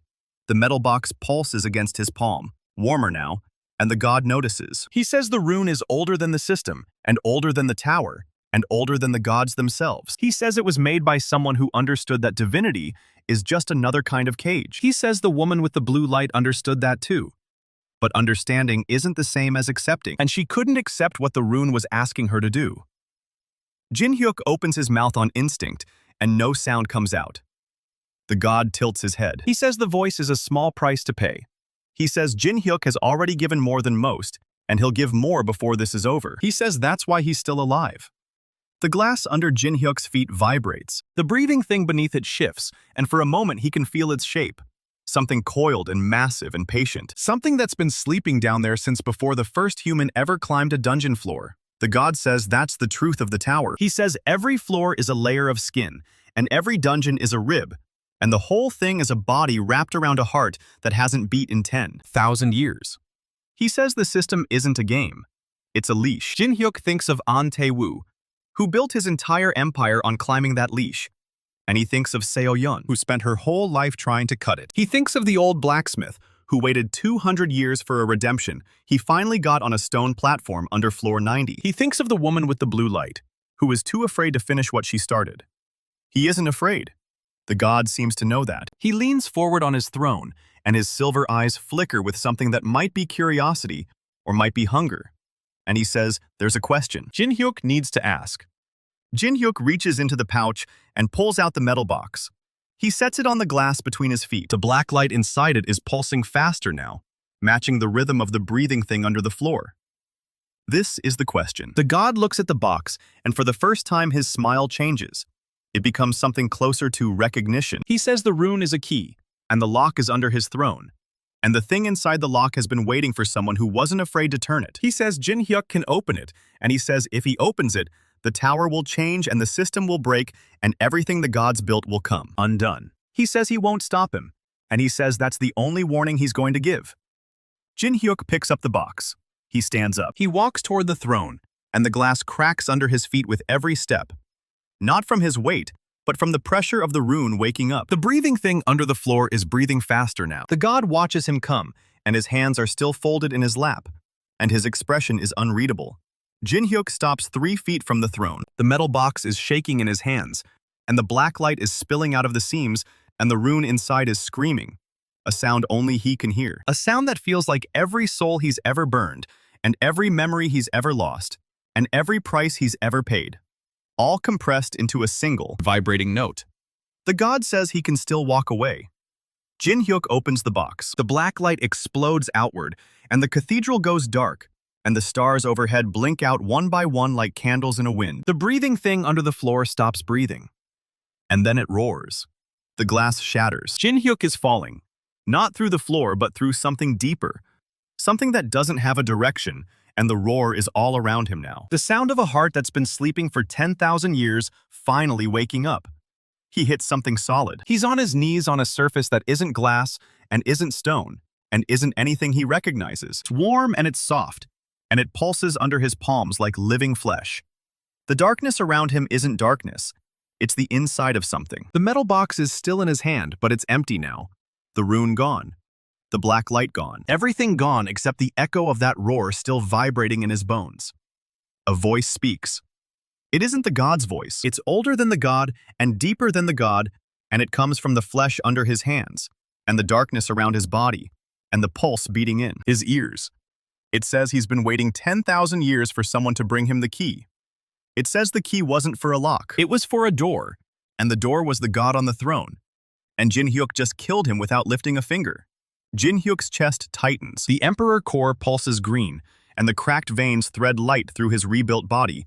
And he feels something he hasn't felt since he first swung. A hammer in a hidden forge. He feels like himself. The voice laughs. It says it knows that feeling, and it says that feeling is why it chose him. It says the woman with the blue light was supposed to be the one, but she couldn't bear the weight of what came next. It says Jin-hyuk has been carrying weight since the day he was born, and that's why the rune responded to him. It says the rune was never a forging technique. It was a calling card. Jin-hyuk opens his mouth to ask the question he can't voice. The voice answers anyway. It says it is the first thing the old gods were afraid of, and it says the tower is its cage, and the system is the lock, and the gods on every floor are just wardens dreaming they're kings. It says Lee Si-woo was the last warden, and now that he's gone, the cage is open, and the only question left is what Jin-hyuk plans to do about it. Jin-hyuk pushes himself to his feet. The flesh under his palms pulses harder. A shape is forming in the darkness ahead of him. Something vast and indistinct. Something that has too many edges and not enough angles. Something that hurts to look at. The voice says it can give him what he wants. It says it can remake the tower and break the system and erase every god still sleeping on every floor above the 100th. It says the price is simple. And it says Jin-hyuk already knows what the price is. It says he'll have to carry the weight the woman with the blue light was too afraid to carry. It says he'll have to become the new warden. Jin-hyuk closes his eyes. He thinks of An Tae-woo, who wanted to become a god and died screaming when a black shard tore through his divine core. He thinks of Seo-yeon, who bound her soul to a man she barely knew and let herself die so that man could keep fighting. He thinks of the old blacksmith, who fed his life into a circle on a stone platform and called it redemption. He thinks of his mother's hair, the color he can't remember, and the city where he was born, the name he's forgotten, and the voice he gave up to forge a weapon that's already destroyed. He opens his eyes. He shakes his head. The voice is silent for a long moment. Then it laughs again, and this time the laugh is gentler, almost sad. It says it knew he'd say that, and it says that's why it chose him, and not the woman with the blue light. It says the old gods were afraid of it because it can't be controlled. But Jin-hyuk just proved he can't be controlled either, and that makes him the first human in 10,000 years who deserves to know its name. The darkness splits. Light floods in, not black light or green light, but pure white light the color of every soul that ever climbed this tower and never made it back down. Jin-hyuk is standing in the cathedral again. The throne is empty.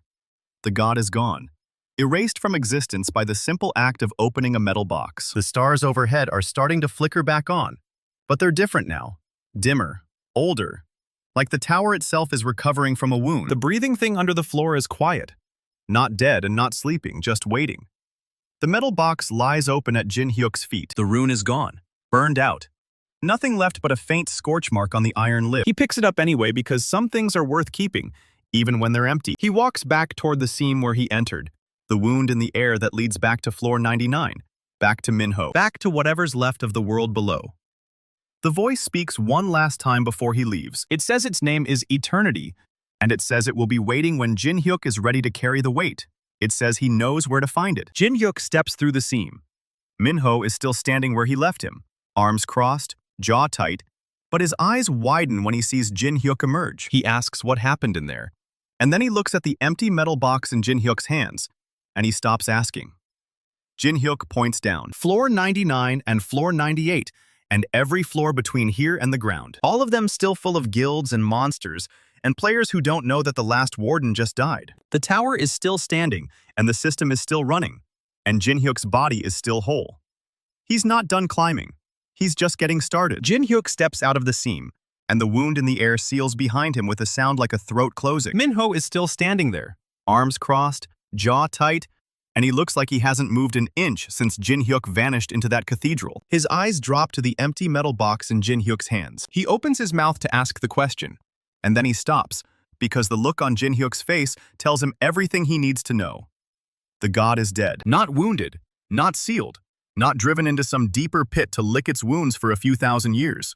Gone. Jin-hyuk tucks the scorched box into his coat and turns toward the stairwell that leads down from floor 99. Minho asks where he's going now, and Jin-hyuk doesn't answer because he still can't speak, and honestly, he wouldn't know what to say even if he could. He starts walking. Minho falls into step beside him, and that's the first time the man has ever followed anyone without arguing about it first. They descend through 98 and 97, past floors that used to be hunting grounds for Duke rank players, past gates that once held monsters strong enough to flatten entire guilds.